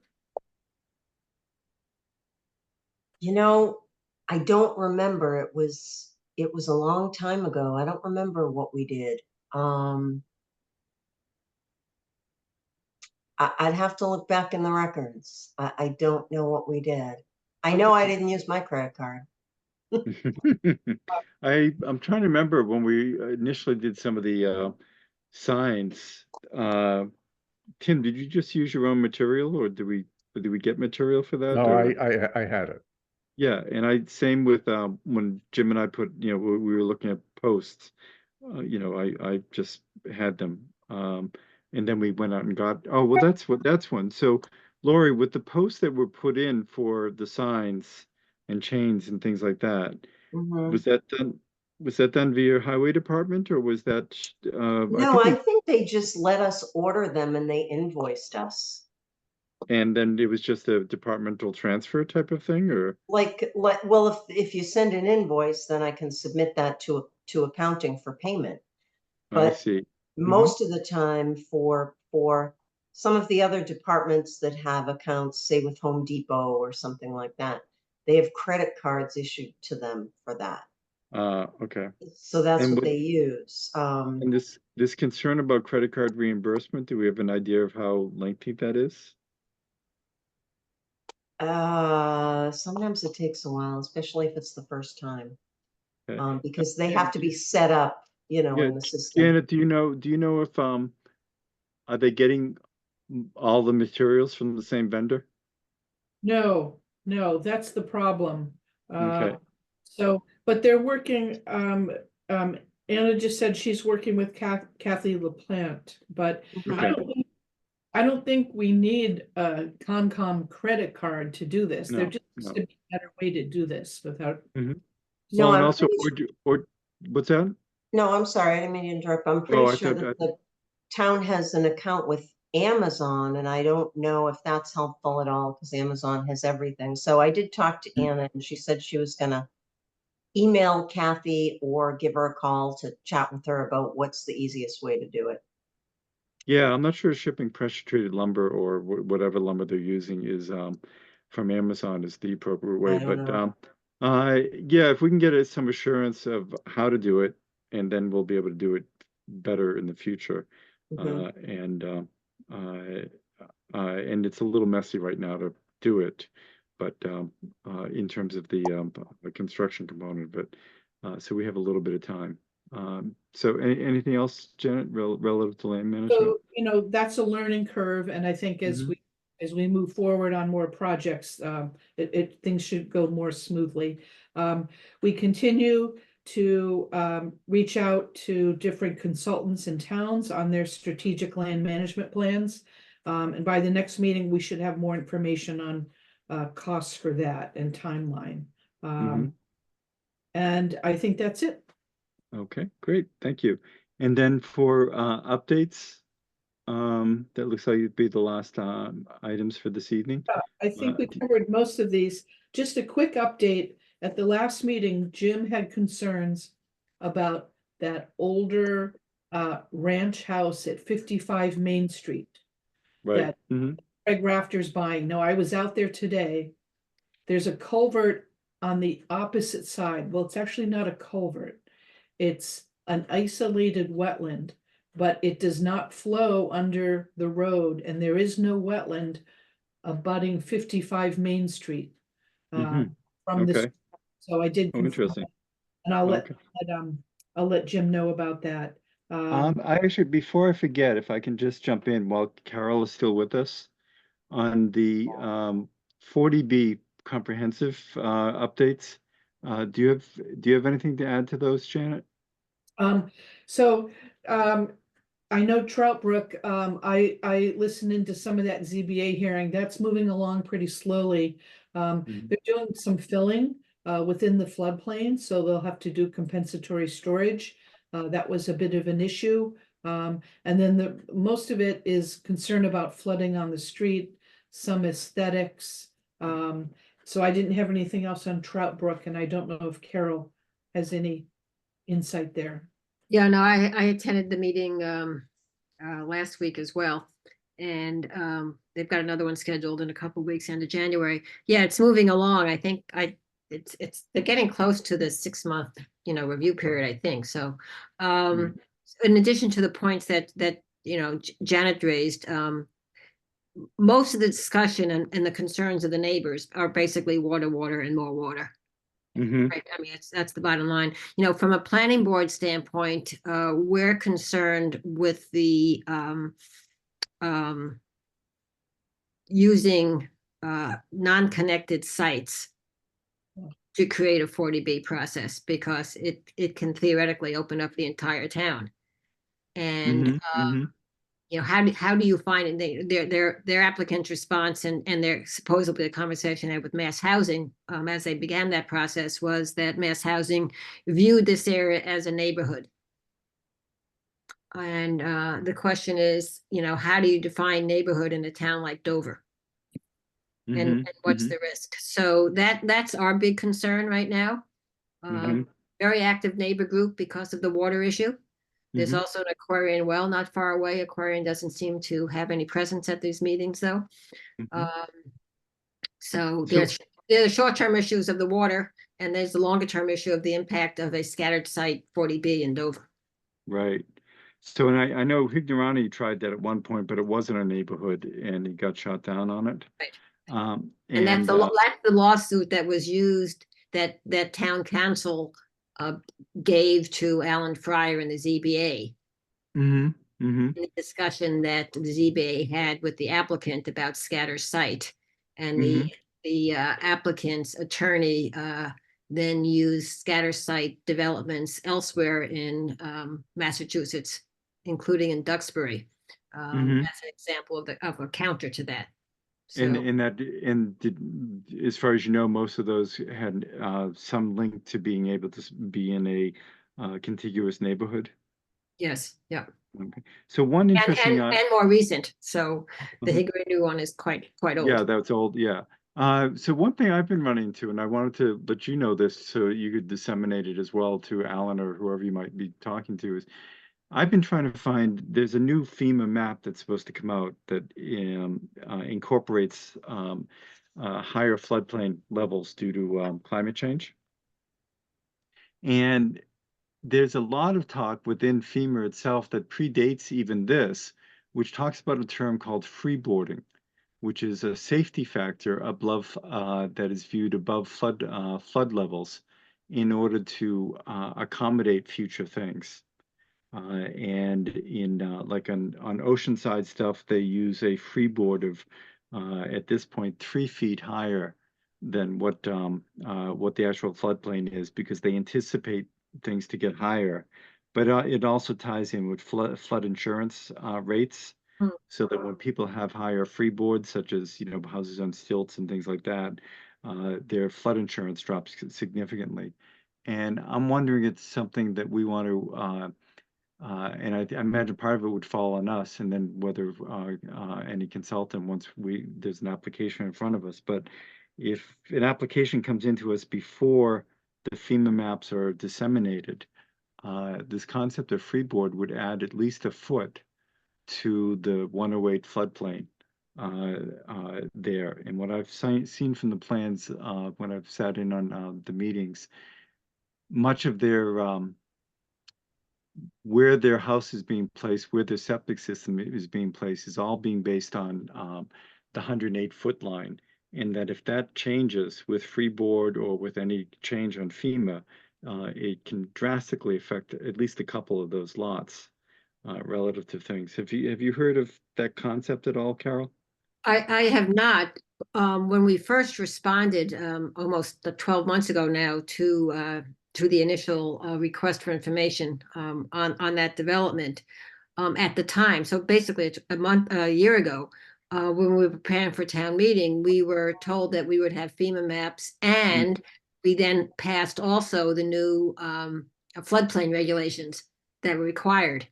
And then we were told that the FEMA maps weren't going to be out until later, and that we could pass them at the May 2024 town meeting. Now we've been informed that the maps will not be out in time for that, and we can expect to do the new FEMA maps in May of 2025, which of course by that point, those houses will be built. It's a concept I had not heard of, and I would suggest you talk to Alan and Board of Health as well about it, because that's the big issue. And it goes on and on and on. The consultants that the ZBA hired seem to be in more or less agreement now with the consultants of the applicant. Mm-hmm. So it doesn't appear. Do you know who those consultants are? Not off the top of my head. Okay, so Alan could let me know that. Oh, yes, yeah, absolutely. Okay. Or Felicia probably could also. Oh, okay, yeah. No, I just found it. I ran across it. Interesting. It's a thing that's being used all over the country, and I had never heard about it, but I wondered if something like that existed. And the military certainly uses it for any of their bases. In How Florida, forward thinking for government. the military, in terms of climate change, has been ahead of the curve. I know they have, yes. Yeah, for 20 years. And insurance companies are really what are going to create the driving force. But okay, so I'm just writing a little note to myself regarding freeboard, and it's something that we will, when they're in front of us, we will probably have well, I'll check. I'm not sure whether we would have our own consultant or if we have to use the ZBA's consultant. I'll find out from Alan, or possibly Jasmine. And then that's something I absolutely think that should be looking at, because this slow bureaucratic crawl towards something that could basically be affecting people's basements. Right. Here, it's great. So the developer can make the money and leave, and then these people have to live with something like that. Yeah, and we know, and that was a discussion at the meeting, Janet, that you were at as well, is that the residents were saying, well, you can do all that science, you can do all those measurements, but common sense tells you that this is going to be a real problem for these houses. Mm-hmm. This is the first I heard that they were actually looking, in order to make this work, to fill in floodplain and compensate elsewhere on the lot. Is that right, Carol? I believe so. I think Janet, you probably pay attention more to that during discussion than I do. I'm looking at some other things. Right. But, So is that what you're saying, Janet? That they were looking to On the Edgewater lot, which is the most troublesome lot in terms of the wetlands and floodplain. Yes. Is And- that the one with the Army Corps behind it? Yes. Yeah. Okay. Because it would seem that if one of those lots got, didn't qualify, then they're down to 1 out of 3, or I don't know how that would work. We'd find out. But that's a concern. So we'll I just wanted to bring it up while you were here, Carol, because I didn't know what you had heard. Okay, Janet, other things? Anything else? It looks like we've. Yeah, and while Carol's here, just a quick update on the tree preservation Yeah. committee. They're doing a lot of good work. They have had the town designated a Tree City USA, which is important for grants. Also, we've been working with Kevin McCabe and a consultant on the stormwater bylaw revision to try to sort of backdoor some tree protection through that. But I have not seen that bylaw yet, and town meeting is coming up. Carol, have you had any update on that? Oh, God, I wish. I have been talking to the individual selectmen and to Mike Blanchard over the last 2 months incessantly about the need to get something from this consultant 12 months after the first draft. And that it's going to be complicated. It's going to be stormwater. It's complicated. There's going to be education involved. And here it is mid-January already. Okay. And we don't have a draft. So they are aware of it. I believe that Mike and Robin Hunter had a meeting with Kevin on this last week to express some concerns. But as of today, we have not seen anything yet. Well, it's interesting. My wording was very careful when we were reviewing Meadowbrook tonight. That grade change, although it is mitigated by the stone wall for the septic system, is exactly the concerns that we've that we've seen happen elsewhere. And in this case, it's outside our jurisdiction, as was Miller Hill, and taking down trees and along the road there. David Parrish even mentioned there's a catch basin right down the, just to the left of the lot going into that that wetland, that drainage easement. And yet we have no control over, and I think he's learned, but we still don't know. We have no control over what he cuts alongside that road there. And that's becoming a problem. Well, I read, so, these land use meetings that all the inspectors have on Wednesdays. So Jasmine does an email to me and to Michael Blanchard, sort of summarizing. And I will read what she wrote. And this is, she's summarizing Mike Angeri's comments at 1 o'clock today. Water runoff conditions within Dover are worsening. Increased flooding seen with new development, clearing of lots, and inadequate existing drainage. The roads are pitched improperly. Curbing is improper. These are all things that impact conditions during rain and snow events. The standing water and runoff impacts the wetlands. And then he goes on with a couple more examples. So yeah, I think you're absolutely right, John. This is a huge issue. And no, I think we have things with an old infrastructure that clearly, causes issues, but we shouldn't be allowing anybody to create new issues. Right. And, so yeah. the reason the planning board is so interested in the stormwater management thing is because of the 40 or 50 recommendations that we got from our tree consultant.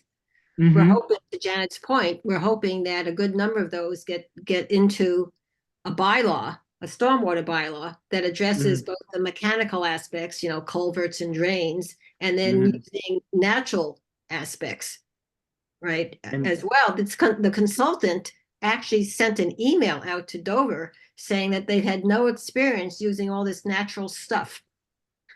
It's interesting because we had Audubon do up a couple land management plans for us a number of years ago.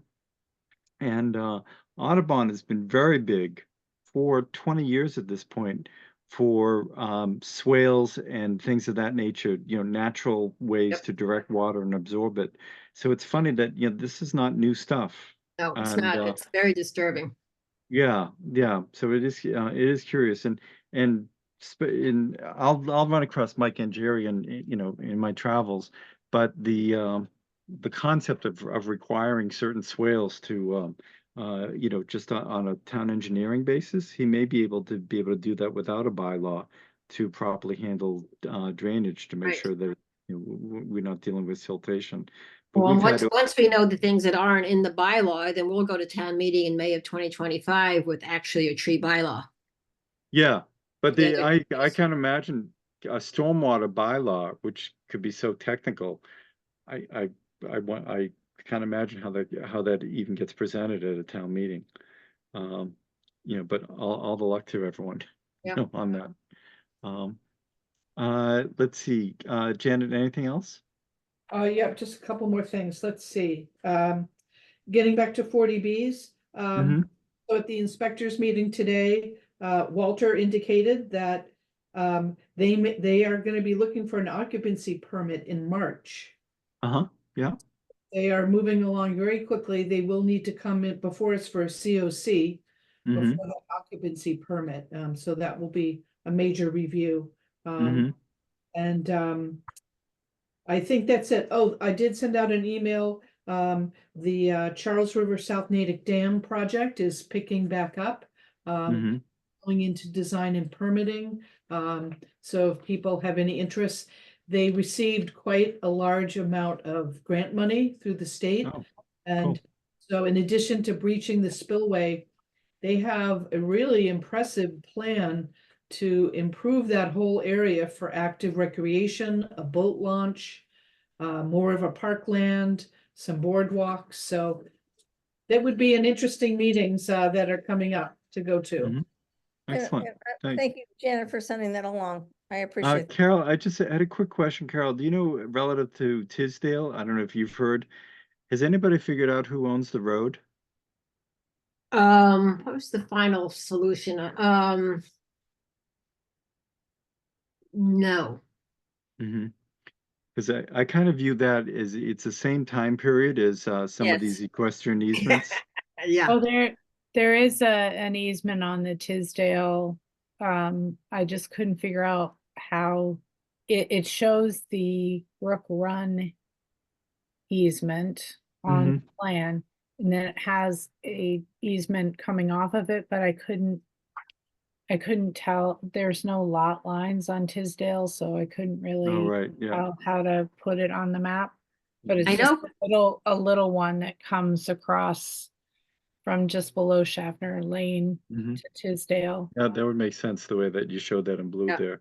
I Yes, know sir, Carol? town council looked into it, John, and it was addressed in the letter that went to Mass Housing from the town of Dover, but I don't have my laptop available, so I can't look it quickly up. Yeah, but- I remember that. I wouldn't say it was called attention to, but I don't know if it, yeah. There's a And lot of has Mass- research done. I'm not sure what the final result was. And has Mass Housing come back with any No. thumbs up or down? It They was have- called Woodland Estates. I have the What are we plan. talking? No, this No, is no. this is the issue of is The road, Tisdale it's not the Drive. easement. The That actual nothing to do with road. the easement. Yeah, this is the actual road that feeds all the apartments there, Amy. Yeah, And no, it- I know. I was just trying to see if there was anything on the plan. Cause I had the plan. Mhm. So so as of last week, the town had not received any response from Mass Housing However, one of the applicants has filed a defamation lawsuit against the town of Dover for the letter that was written to Mass Housing. Aha, there we go. Because we wrote a letter saying we didn't know who owned Tisdale. No, there are other we things, but went through the but- history. The letter's on the website, so it's public knowledge. The letter discusses the viability of the applicant. I see. But yeah, so but there's it's there as public knowledge, so we don't have to talk about it. Right. So the no, it's just one of those things in that the town has no record of accepting the road as well. Right. Yeah. So Kevin's looked through it and Jerry's looked through it. Walter's, yeah. So there was going to be more research done. There was a formal request that the board of Tisdale condo, Mhm. do their due diligence as well. Yeah, and okay, so that's and without the mass housing so far, you can only go so far. Have you heard anything relative to Pulte? Have they had a chance? I haven't heard anything. Janet, have you heard anything? I have not heard anything. We have not heard a word. So the sense I got was originally when after they left us was to review and figure out if it was a viable project. So we'll see. Okay, does anyone have anything they'd like to bring up? Well, I just had one other question. I'm wondering, did the draft annual report go out for the commission? Because I know that's due soon, and usually we see that to make sure we get all the credit we deserve. But only on one page.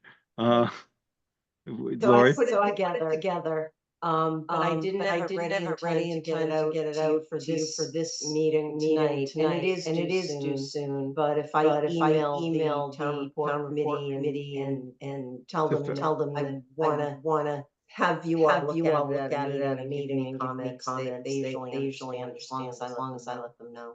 Okay, So I do have one to send out to you for the discuss at the next meeting. I didn't have time to get it on this tonight's agenda. But I have it drafted. You're So did echoing everybody? through John. I'm that? sorry. Did everybody hear that twice? Yes. Yeah, that was it. No, you were Somehow it's echoing. echoing through you. If I Let look me at the- tell you what. Let me mute myself, and if you can just condense that a little bit, Lori. It was coming through to all of us as if you were saying everything twice. Oh wow, that's weird. Yes. So it still is, huh? Now Tim's the one whose mic is showing up as live. I don't know. Well, anyway, we got the gist that we'll have it in a couple weeks, and then we'll go out. Great. Then anything else? Anything else? No. Okay, great. Well, thank you very much, everyone. And this is boy, I'm not sure what I'm going to do with the rest of the night. I will make a motion to adjourn if you need it. Thank you. And hearing no objection, we are adjourned. Night, everyone. Good night, everybody. Thanks, Carol.